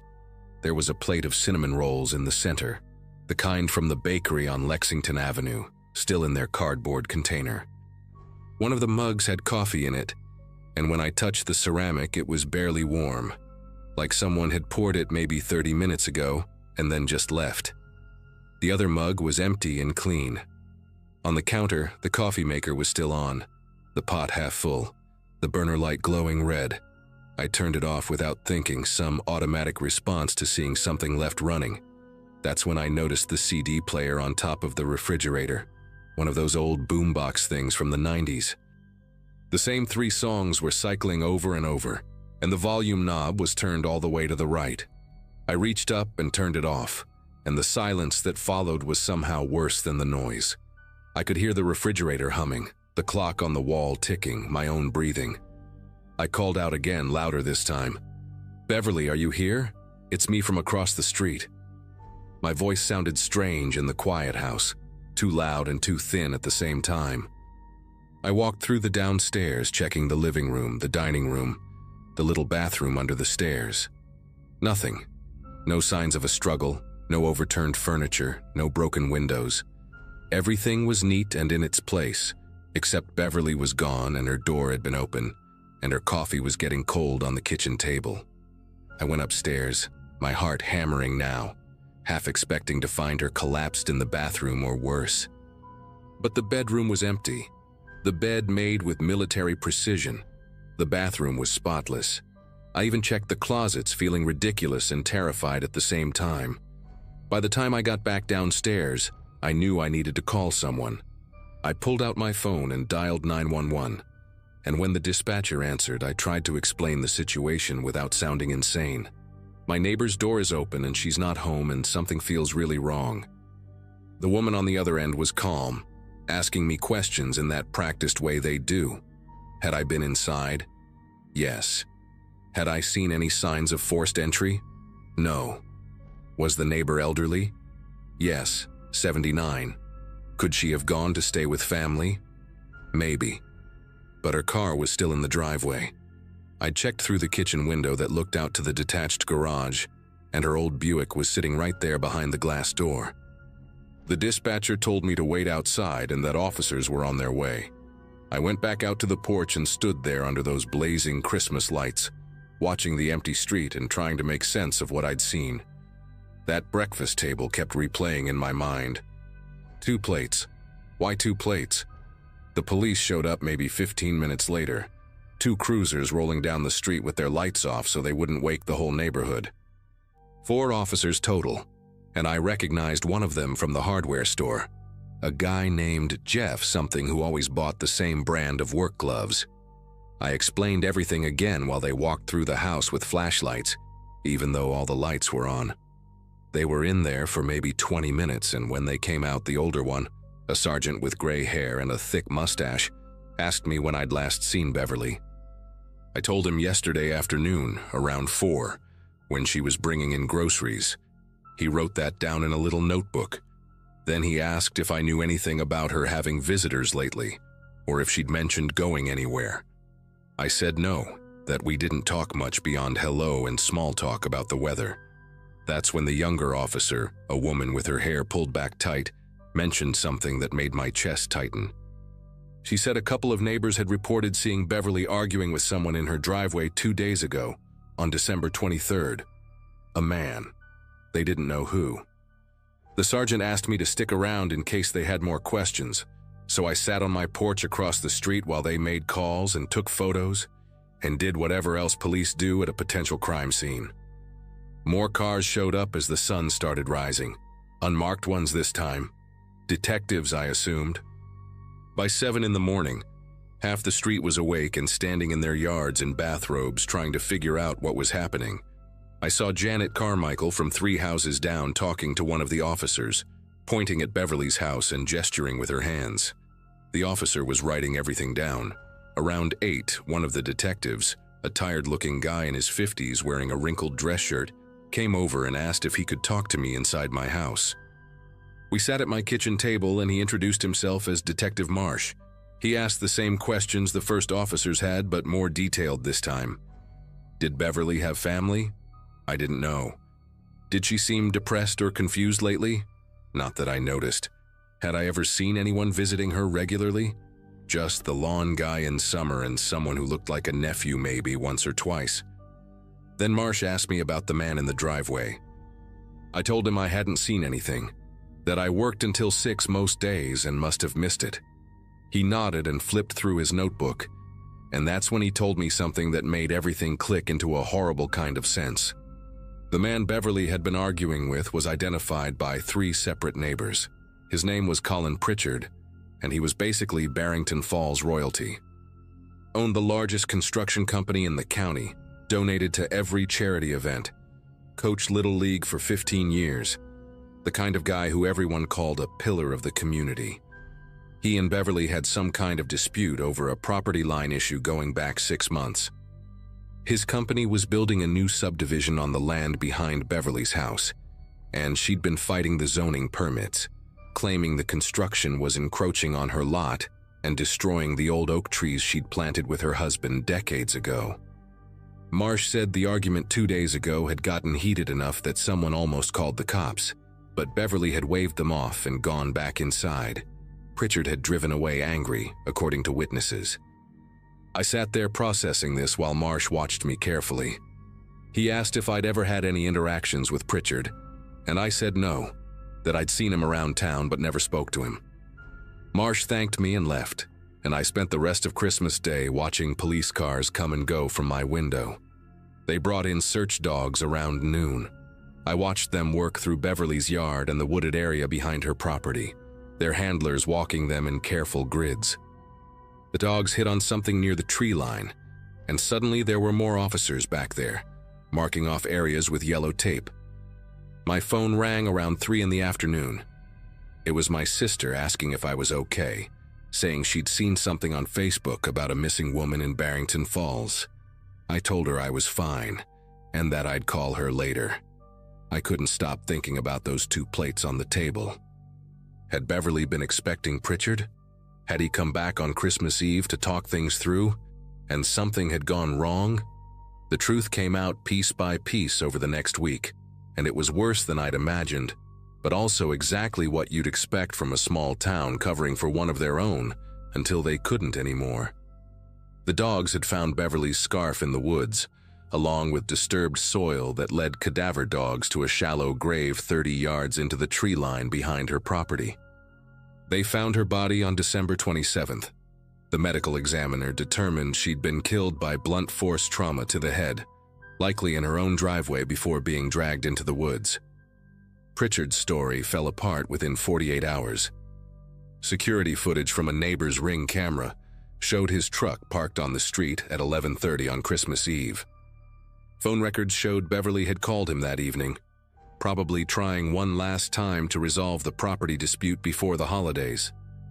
Witnesses came forward saying they'd heard him at the bar on December 23rd, drunk and ranting about that old woman ruining everything and how he'd take care of it himself. He was arrested on December 29th at his office, surrounded by photos of him shaking hands with the mayor and cutting ribbons at charity events. The prosecutor said he'd likely panicked during another argument, hit her with something, maybe a piece of construction equipment from his truck, and then spent hours trying to cover it up. The breakfast table, they figured, was Beverly's attempt at peace.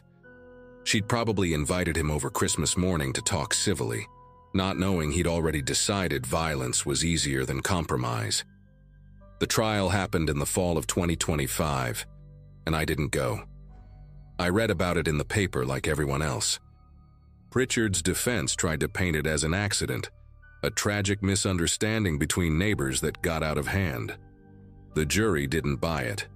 He got 25 years to life, and the judge made a point of saying that no amount of money or community standing puts someone above the law.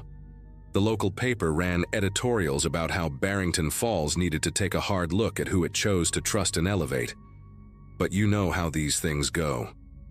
6 months later, people were already talking about Pritchard's son taking over the construction company and how the family had been through enough. Someone started a fundraiser for his legal appeals. That's small towns for you.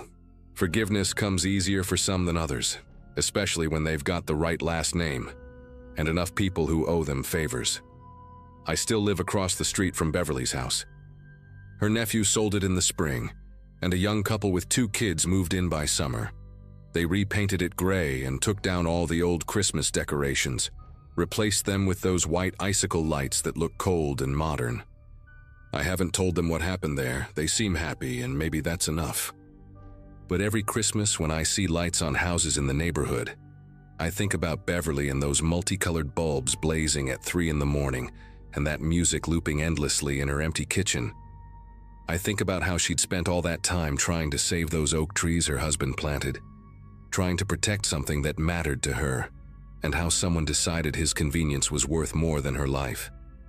The property dispute got resolved after she died, of course. The construction company got their permits, the subdivision went up, and the oak trees came down. Drive past there now and you'd never know they existed. That's the part that gets me the most. She died over trees that don't even cast shadows anymore, killed by a man everyone thought was a good guy, right up until the moment they couldn't pretend anymore. I don't wave at neighbors as much as I used to. I keep my head down and my door locked, and I pay attention when someone's routine changes. Because that's the thing about small towns where everyone knows everyone. Sometimes the monsters are the ones cutting ribbons at charity events and coaching your kids, and nobody wants to see it until it's too late.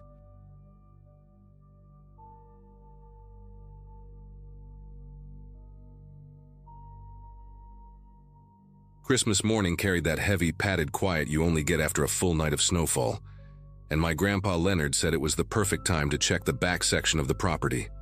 At the time, I was 16, and trying hard to pretend I knew what I was doing with a rifle slung over my shoulder, even though he insisted I keep the safety on the whole way. Our family owned a stretch of forested land behind the old cabin, a place we mainly used for hunting and cutting firewood, and it always felt isolated in a peaceful, predictable way. That day, the cold had a strange density to it, the kind that clung to every breath and made even normal sounds feel distant. Leonard walked ahead with his slow, steady steps, humming some off-key Christmas hymn the same way he had since I was little. It was supposed to be just another simple walk, maybe an hour or 2 in the woods before heading back for lunch. Nothing about that morning gave me any hint that someone else had been on our land for a long time, close enough to watch us without being noticed. Snow dampened every footstep as we moved farther from the cabin, following an old, thin trail that only Leonard seemed able to recognize anymore. He kept pointing out fresh deer tracks, telling me to pay attention to how they curved and how the snow dipped beneath them, as if he were giving a lesson I'd remember for the rest of my life. I remember nodding along while trying to ignore the uncomfortable tug of wind sneaking through the seams of my jacket. About half a mile in, the trees thickened into a cluster of spruces so tall they felt like a wall, and Leonard slowed down. Something about the shape of the ground didn't match what he expected. A narrow indentation cut through the snow, not deep like an animal path, but straight and deliberate, with edges softened by fresh flakes. He crouched down and brushed the top layer aside, revealing compacted snow flattened by something heavier than a deer. I noticed a faint sour smell carried by the air, like damp fabric mixed with old smoke. Leonard didn't say anything at first, but the way he squinted told me he didn't like what he was seeing. We followed the strange path deeper into the spruces, moving slower now, the forest closing around us so tightly the sky disappeared above the branches. The trail widened, revealing footprints that had partially refrozen, uneven but unmistakably human, one set, leading farther in. A few yards ahead, something dark poked out behind a cluster of fallen branches. Leonard raised his hand for me to stop, then approached it carefully, using the tip of his boot to brush away loose twigs. What appeared beneath didn't look like anything I'd ever expect to find on our land. A curved sheet of tin, shaped into a half shelter and buried under packed snow. Its sides were reinforced with logs and pieces of old fencing, all crudely tied together with knotted rope. Inside, through a narrow opening, I could see blankets piled high, a rusty kettle, and a blackened lantern hanging from a nail. The air creeping out from the gap was shockingly warm, carrying the smell of cooked meat and something earthy, almost metallic. It didn't register right away that this wasn't abandoned. Everything looked recently used, almost tended to. Before either of us could make sense of it, a crunch echoed from behind the shelter, like someone stepping on a thick layer of ice. Leonard's entire posture changed. He straightened slowly, eyes darting along the tree line as if he already knew what was coming. A shadow shifted between the spruces about 30 yards away, tall and rigid, too deliberate to be wildlife. I caught only a fraction of the figure, a dark coat, a hood lined with frost, and the briefest glint of something reflective near the person's hand. Whoever it was had been there long enough to realize we'd uncovered the hide. Leonard didn't raise his voice or panic. Instead, he leaned toward me and whispered, barely audible, telling me we needed to walk back the way we came without running. My chest tightened as I caught another glimpse of movement, this time closer, edging around the trees with slow, calculated steps. The person wasn't yelling or threatening us. They were just watching, following the line of the shelter as if gauging how much we'd seen. Leonard tapped my arm lightly, guiding me backward, and the weight of the forest suddenly felt different, thicker, like the woods themselves had started paying attention. Leonard kept his voice low as we moved, telling me to keep my eyes forward and not look back, even though every instinct in me wanted to pinpoint exactly where the stranger was. The forest seemed to absorb the small sounds we made, almost muting them, but every few steps I caught the faint crack of branches behind us, measured, patient, like the stranger wasn't trying to hide anymore. Leonard's hand hovered near my shoulder, steady but tense, guiding me along the narrow path we'd taken earlier. The cold seeped deeper into the air, mixing with the heavy scent that drifted from the hide, something like wet canvas and stale smoke. I kept imagining that whoever lived out here had watched us for weeks, maybe months, studying our routines from this hidden shelter. When we reached a bend where the trees thinned for a moment, Leonard subtly angled his head toward me as if to say, "Almost there." But the look in his eyes said he didn't believe it. A few minutes later, the path dipped downhill, and the snow grew uneven, dotted with chunks of ice that hadn't been there on our way in. Leonard slowed down again, scanning the tree line with quick, darting glances. The stranger was still out of view, but the woods carried a new kind of quiet. Sharp, expectant. I heard a sound off to our right, low and dragging, like something being pulled through the snow. Leonard shifted his stance as if shielding me without making it obvious, and nudged me forward with a gentle pressure. We stepped carefully over a fallen log, and that's when I spotted something half buried beside it, a strip of red fabric frozen stiff, attached to a zipper. It looked like part of a winter jacket, small, worn down, smeared with dirt as if it had been there a long time. Leonard didn't let me stop to examine it. He just murmured for me to keep moving, his voice tighter than before. The unease wrapped around us like a second layer of cold, and every distant creak in the forest started sounding like a warning. We reached a point where the trail split into two faint paths, one we came from, and another that veered left toward a cluster of younger trees. Leonard hesitated for a moment, glancing between them. That pause stretched longer than it should have, and I realized he was listening intently, trying to locate the stranger by sound alone. Then something soft hit the snow behind us, a light thud, followed by the rustle of branches settling. Leonard made his decision instantly. He guided me down the path to the left, one we'd never taken before, hoping it would lead us around and back toward the cabin from the opposite direction. The deeper we went, the more the terrain sloped, making it harder to stay balanced on the thick snow.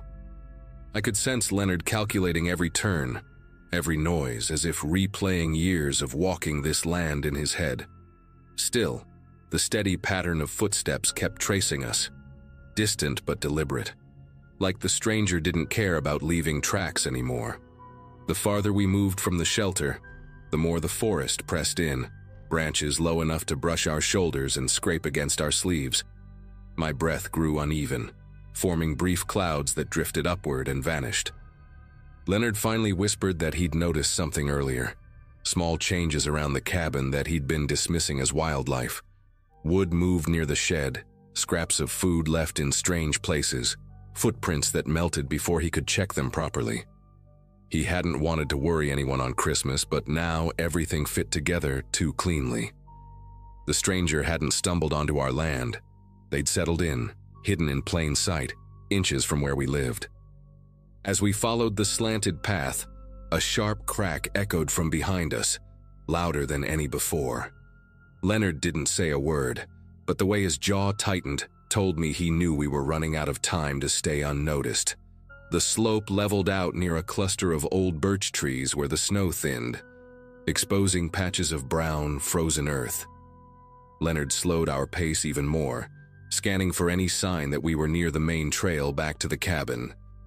The air felt heavier here, almost muffled, like the forest had tucked itself inward. Then he noticed something partially hidden under a sheet of ice near one of the tree roots, a metal tin, the kind people use to store matches or small supplies. He nudged it gently with his boot, and the lid shifted just enough for us to see what was inside. Folded scraps of newspaper lined with notes scribbled in pencil, most of them smeared and warped by moisture. One of the visible phrases mentioned a weathered cabin on the ridge, and another, barely legible, described movement near the east window. Leonard didn't let me read further. He pushed the tin back under the ice with a controlled motion, as if returning it to where it belonged, and whispered that we needed to get home as quietly as possible. We moved again, weaving between the birches, heading toward a ridge that would give us a view of the cabin if we could get high enough. The wind picked up in sudden bursts, carrying dry flakes that stung as they hit our faces. Leonard kept glancing upward, as if judging whether the stranger had climbed the ridge before us. I kept listening for footsteps, but the wind scrambled every sound, turning the forest into a swirl of shifting noises. Just as we reached the base of the ridge, something metallic clinked behind us, faint but unmistakable. Leonard tightened his grip on the strap of his backpack and motioned for us to climb fast, but quietly. We dug our boots into the snow, pushing upward while trying not to send loose chunks rolling downhill. Halfway up, I spotted a dark shape at the bottom of the slope, motionless, angled slightly as if watching the path we had just taken. Leonard whispered for me not to stop, and we kept climbing until the ridge finally opened into a flatter stretch of ground. From the top, the cabin was visible through a patch of thinner trees, its chimney releasing a thin ribbon of smoke. Seeing it should have made me feel safer, but the distance between us and it felt larger than ever, as if every inch of the forest between was waiting for the stranger's next move. Leonard crouched low, checking the tree line below for any sign of the figure. After a moment, he leaned closer and murmured that running the rest of the way might draw too much attention, but walking gave the stranger time to intercept us. Neither option felt right. The wind dipped for a moment, and in that brief silence we heard a new sound, a soft, steady tapping coming from behind a stand of pines farther down the ridge. Not loud, not hurried, just an eerie, rhythmic knock, like someone using a stick against a tree trunk. Leonard's jaw tightened again, and he motioned for us to move toward the right side of the ridge, where the trees were denser and the ground sloped gently enough to descend without sliding. We slipped into the thicker cover, branches brushing against our arms and coats, the smell of pine sharp in the cold air. Leonard whispered that the tapping was intentional, a way of alerting us or guiding us. Either idea made my chest tighten. We moved downhill in slow steps, trying to keep our silhouettes hidden among the trees. Every few yards, another faint knock echoed from a different direction, as if the stranger was circling, pushing us away from certain areas. By the time we reached the lower stretch of the hill, the sound had stopped entirely, replaced by the soft whisper of snow drifting from branches overhead. The cabin was only a short walk away now, Leonard turned to me, his expression calm but intensely focused, and told me that as soon as we reached the open field behind the shed, we would make a straight dash for the back door and lock everything behind us. Before he could say more, a dark figure stepped briefly into view between two distant rows of trees, just long enough for us to know the stranger wasn't finished with us yet. Leonard barely gave me time to process the sight before he tapped my arm and guided me forward, keeping our pace slow until we reached the edge of the trees. The snow in the open field looked untouched, smooth, pale, and almost too perfect. He paused for a breath, scanning the woods behind us as if trying to calculate how far the stranger might be. Then he leaned in close and murmured that once we stepped into the field, there'd be no cover and no room to hesitate. My pulse thudded in my ears, loud enough that it felt like it might give us away. He counted under his breath, just a short, steady rhythm, and on the last beat, we broke from the tree line. The cold air hit harder without the forest blocking the wind, and every step felt agonizingly loud, crunching through the crusted snow. I didn't dare look back, but I could sense movement at the edge of the woods, like a shadow shifting against darker shadows. We were halfway across the field when a sharp crack echoed from the tree line behind us, louder than anything we'd heard all morning. Leonard reached back, lightly touched my elbow, and told me to keep going no matter what. The cabin grew clearer with each step. The faded boards, the small wreath Grandma had hung on the door, the old sled propped beside the porch. For a moment, the sight almost grounded me, but the sound of sprinting footsteps behind us shattered any thought of safety. Leonard didn't turn around. He just urged me forward, pushing through the final stretch of snow. When we reached the back steps, he swung the door open, practically pulling me inside before shutting it with a force that rattled the window panes. The lock clicked into place, followed by the heavy slide of the wooden bar he rarely used. Outside, the footsteps slowed, then stopped altogether, settling into a silence that felt unreal. Inside the cabin, everything looked exactly as it had that morning. The tree light still glowing, the scent of cinnamon lingering in the air, but the warmth that usually made the space feel alive now felt thin and uncertain. Leonard motioned for me to stay away from the windows while he grabbed the old radio to call a neighbor who helped with security on larger properties. As he spoke in low, clipped words, I moved closer to the wall, listening for any sign that the stranger was still nearby. Minutes passed with no sound, no footsteps, no tapping, nothing. When the neighbor finally arrived, he circled the property with Leonard, while I watched anxiously from the living room. They returned after a long stretch, both carrying that stiff, serious look adults get when they can't make sense of something. The only tracks they found were our own. No sign of the stranger, no trace of the hide, not even the path we followed earlier. It was as if the forest had swallowed everything the moment we ran. For weeks after that day, Leonard kept a closer eye on the property, checking the far corners of the land before sunrise and again at dusk. Nothing unusual ever turned up. No new footprints, no tapping, no makeshift shelter hidden beneath the spruce trees. Eventually, life settled back into its normal rhythm, but every Christmas morning I still catch myself glancing toward the tree line, half expecting to see a figure standing between the branches, waiting. Leonard has his own way of coping. He keeps the wooden bar across the back door year-round now, even in the summer. We never talked much about what we saw or the person who watched us from the woods. But every so often, when the air gets cold enough and the forest quiets just a little too deeply, I remember the hidden tin, the notes about our cabin, and the calm, measured way the stranger followed us. And even though nothing ever happened after that day, I've never shaken the feeling that he left because he chose to, not because he was gone for good.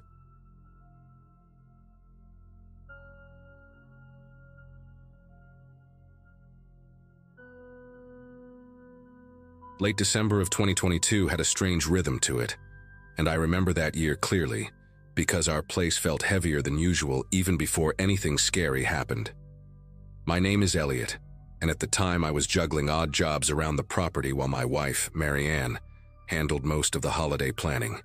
We lived far from town, on a stretch of land bordered by woods on one side and an old cemetery on the other. A cemetery so small and forgotten that even locals barely mentioned it. Our closest neighbor lived a 15-minute drive away, so the quiet was something we'd grown used to. That Christmas Eve started like any other. Cold air drifting through the cracks of the old farmhouse, the smell of pine from the tree Marianne insisted on cutting herself, and the sound of our two kids arguing upstairs over something trivial. Nothing in that morning hinted that by nightfall I'd question whether we were really safe out there.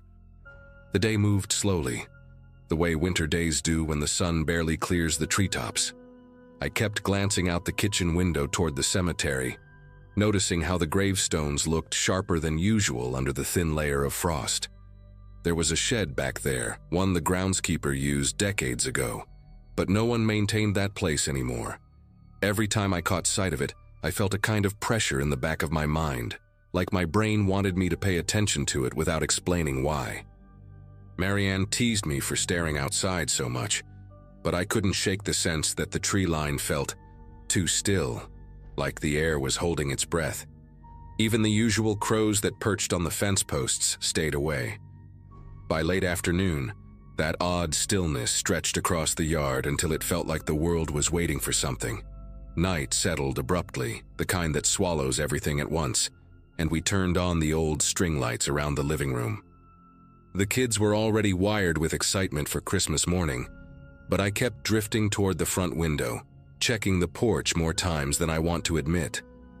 That house had its quirks, boards that shifted in the cold, the occasional creak of the staircase, but none of the noises we heard that night belonged to the house. The first sound hit around 9, slow, deliberate steps crossing the porch, not quick like an animal, not light like someone passing by. Each step pushed down hard, pausing just long enough to feel intentional. Our dog, Jasper, lifted his head from the rug and stared at the door without making a sound, which put me even more on edge. He wasn't the kind of dog to stay quiet when strangers approached. Marianne looked at me, expecting me to go check, but before I could reach the entryway, something tapped the living room window. 3 sharp knocks, spaced evenly, like someone signaling instead of begging for attention.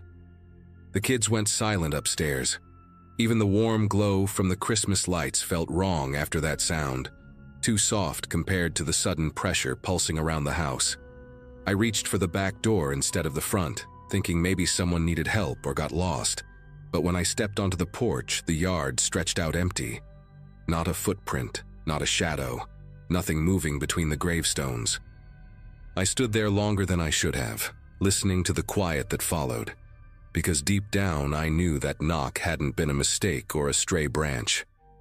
Someone had approached our home on Christmas Eve, and they wanted us to know it. The hours after that first knock dragged by in a way that made the house feel smaller, like the walls were quietly bending inward. We put the kids to bed early, pretending everything was fine, though they kept asking why Jasper wouldn't leave the hallway.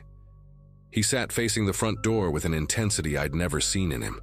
Marianne tried to keep herself busy, folding blankets, checking the stove twice, rearranging ornaments on the tree. But every few minutes she'd glance toward the windows as if expecting another tap. Around midnight, just when we started thinking maybe the intruder had moved on, a heavy thud hit the roof hard enough to shake dust from the ceiling beams. Another came right after, longer, like something, or someone, dragged a boot across the shingles. We didn't move or speak. Even Jasper pressed himself lower to the floor. I grabbed the flashlight and stepped onto the back porch again, this time determined to catch whoever was playing these mind games. The cold felt sharp enough to bite through my jacket, but what unsettled me more was the absolute stillness of the yard.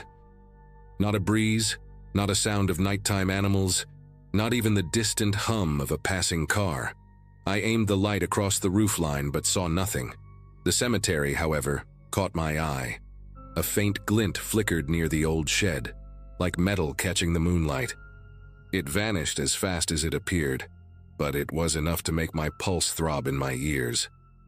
I considered waking the kids and taking everyone to the truck, but the idea of stepping away from the house while someone lurked nearby felt reckless.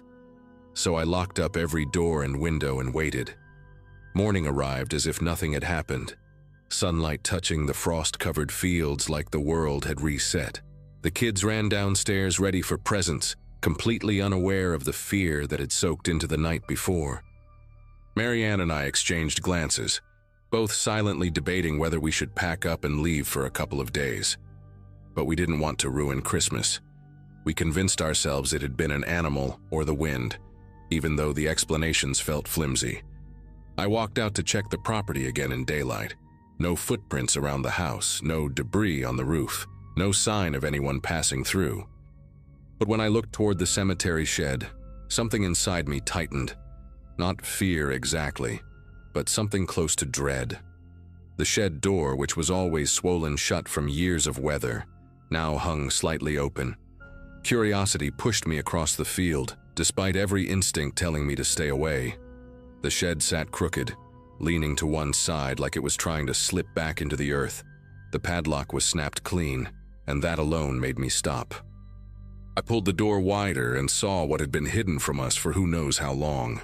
A pile of blankets arranged in a nest-like shape, empty food cans, a coffee mug with chipped blue paint, a small notebook, the cover warped from moisture.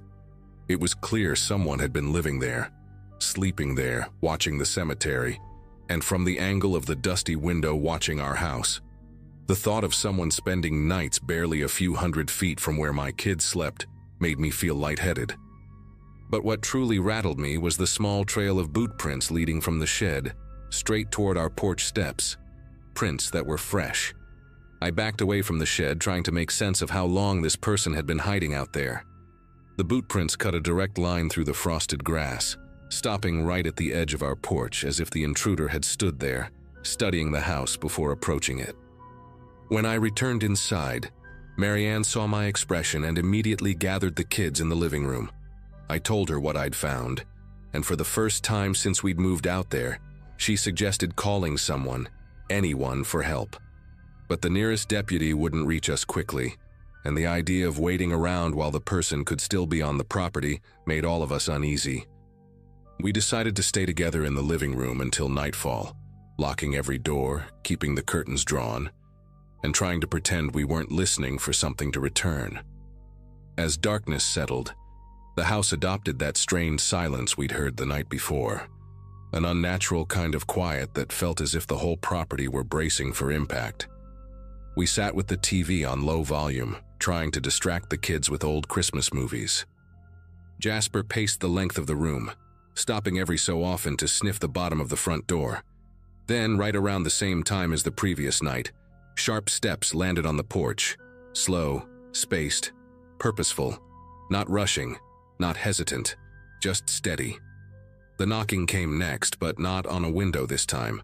3 solid taps directly on the front door, as if whoever stood outside expected us to open it willingly.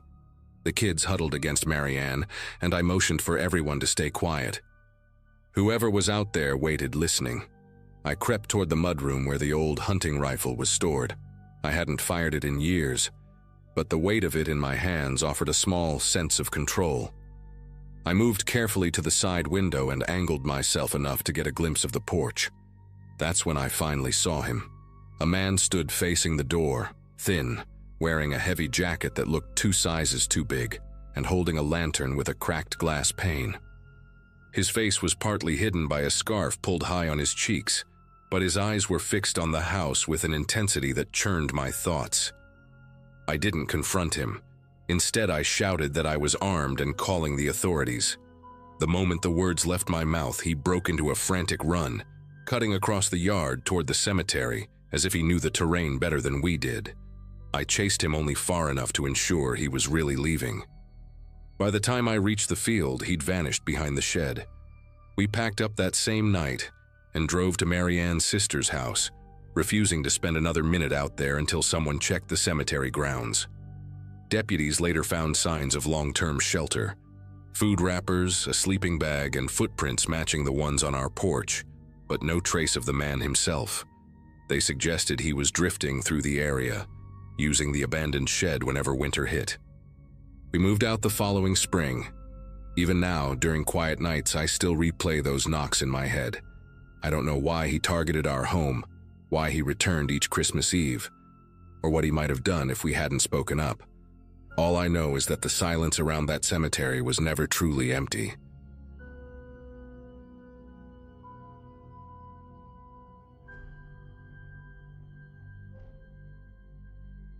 Most years, the holiday season used to be the only time our office felt remotely warm. I'd been working there for about 3 years, handling invoicing and vendor emails, nothing remarkable, just predictable enough to give a strange comfort. During December, though, the whole place shifted. Fake garlands taped to cubicles, cheap cookies on every surface, and people pretending they liked each other more than they actually did. I remember arriving at the Christmas party that night with the usual mix of reluctance and politeness, trying to blend in without attracting attention. I talked to a few coworkers, grabbed a plastic cup of punch, and kept my distance from the louder groups. Everything felt routine, until I realized someone had been watching me from across the room, too still compared to the chaos around him, as if he were memorizing every small thing I did. This coworker, his name was Rowan, had always been a little intense, though nothing you'd report. The kind of person who spoke quietly but stared too long, who remembered details you barely recalled telling him. He wasn't assigned to my team, so interactions were usually brief. A nod in the break room, an occasional comment about work. I used to chalk up his oddness to social awkwardness, something harmless. But that night, the way he hovered near the snack table with that fixed attention made the back of my neck tighten. When I moved, he shifted. When someone blocked his view, he tilted his head until he had a clear line again.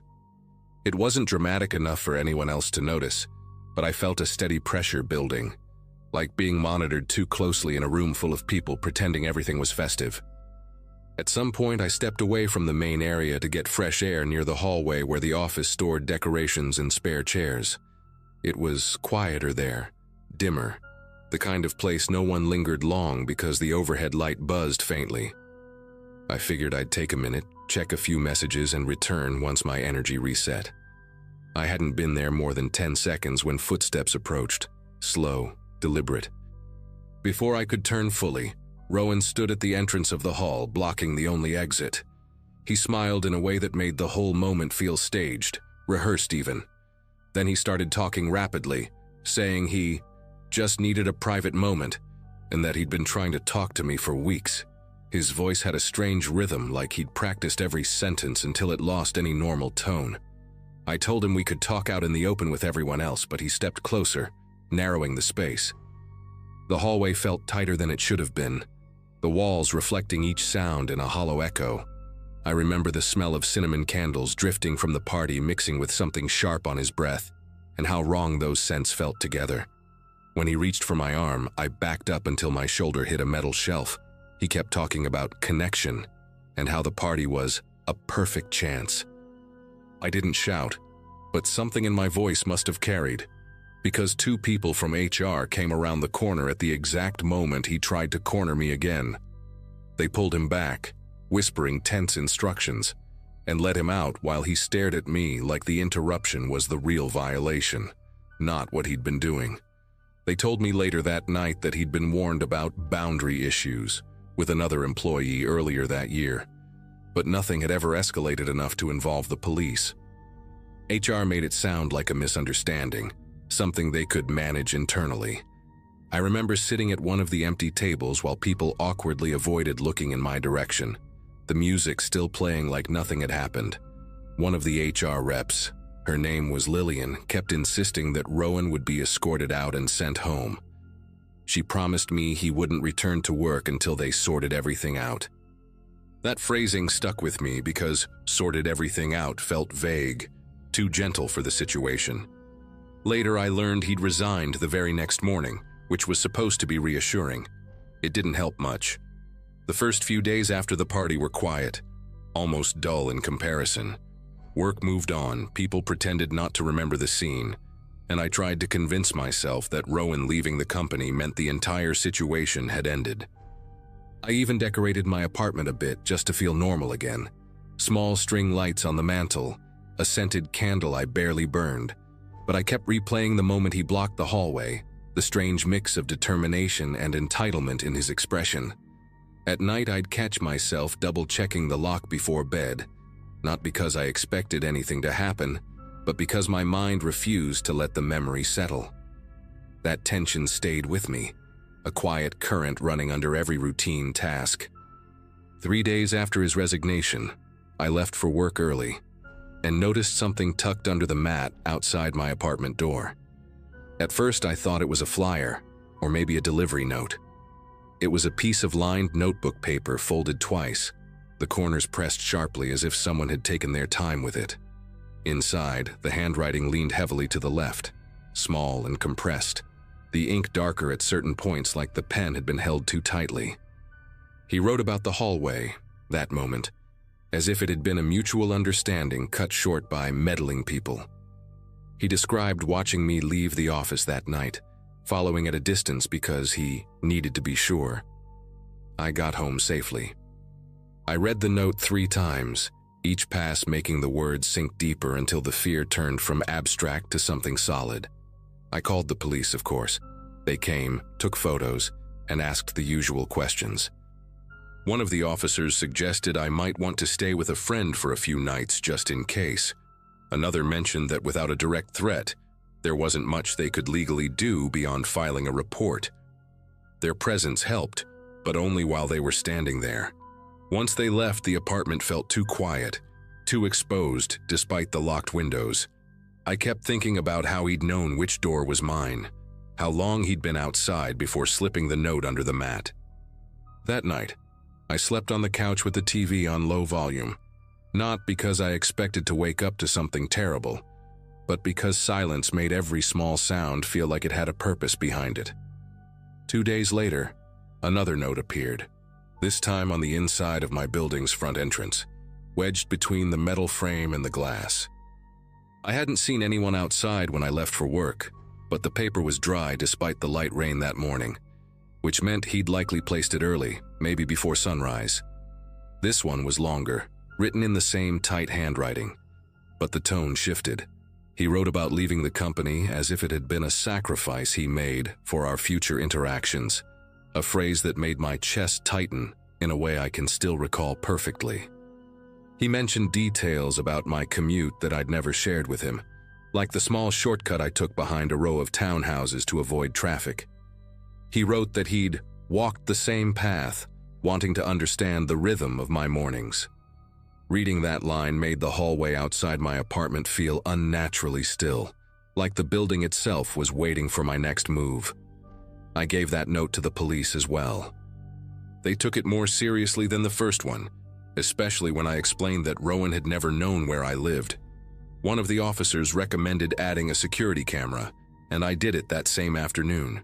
The installation guy chatted while he worked, joking about holiday deliveries and porch pirates, totally unaware of how badly I needed the distraction. When the camera finally clicked on, showing the feed on my phone, I felt a fragile sense of control return, thin, but better than nothing. That night, I watched the live feed more than I watched the actual TV. Every passing car made my nerves tense, but the camera stayed fixed on the same empty patch of concrete outside my door, offering a kind of uneasy reassurance. The final note showed up 4 days later, and it wasn't left outside. I found it inside my mailbox, mixed in with store coupons and a utility bill. The envelope wasn't sealed, just folded at the flap. He wrote that he understood things had been misinterpreted, and that he wasn't planning to interrupt my routine anymore. The phrasing was calm, almost polite, which somehow felt more disturbing than the earlier messages. At the end, he wrote one last line, short, uneven, as if written quickly. "This was never supposed to scare you." That sentence stayed with me more than anything else, because it revealed a kind of certainty on his part, a belief that he'd been justified the whole time. But the part that really unsettled me was the timestamp he'd scribbled at the bottom, 4:12 a.m. That meant he'd been near my building in the middle of the night, close enough to place the note quietly without waking anyone. After that, everything stopped. No more notes, no more sightings, no unexpected sounds in the hallway that made me hesitate before checking the peephole. The police increased patrols near my street for a week, and the camera never picked up anyone matching his description. Weeks passed without incident, then months. Life slowly rearranged itself into something that resembled normal. But I still think about those notes, especially the last one. People assume the worst part is the fear you feel in the moment, but it's not. It's realizing how easily someone can step into your life, how quietly they can observe, and how their disappearance leaves a different kind of silence behind, one that never quite feels honest. Even now, every December, I catch myself checking the hallway before unlocking my door, half expecting another folded piece of paper waiting for me.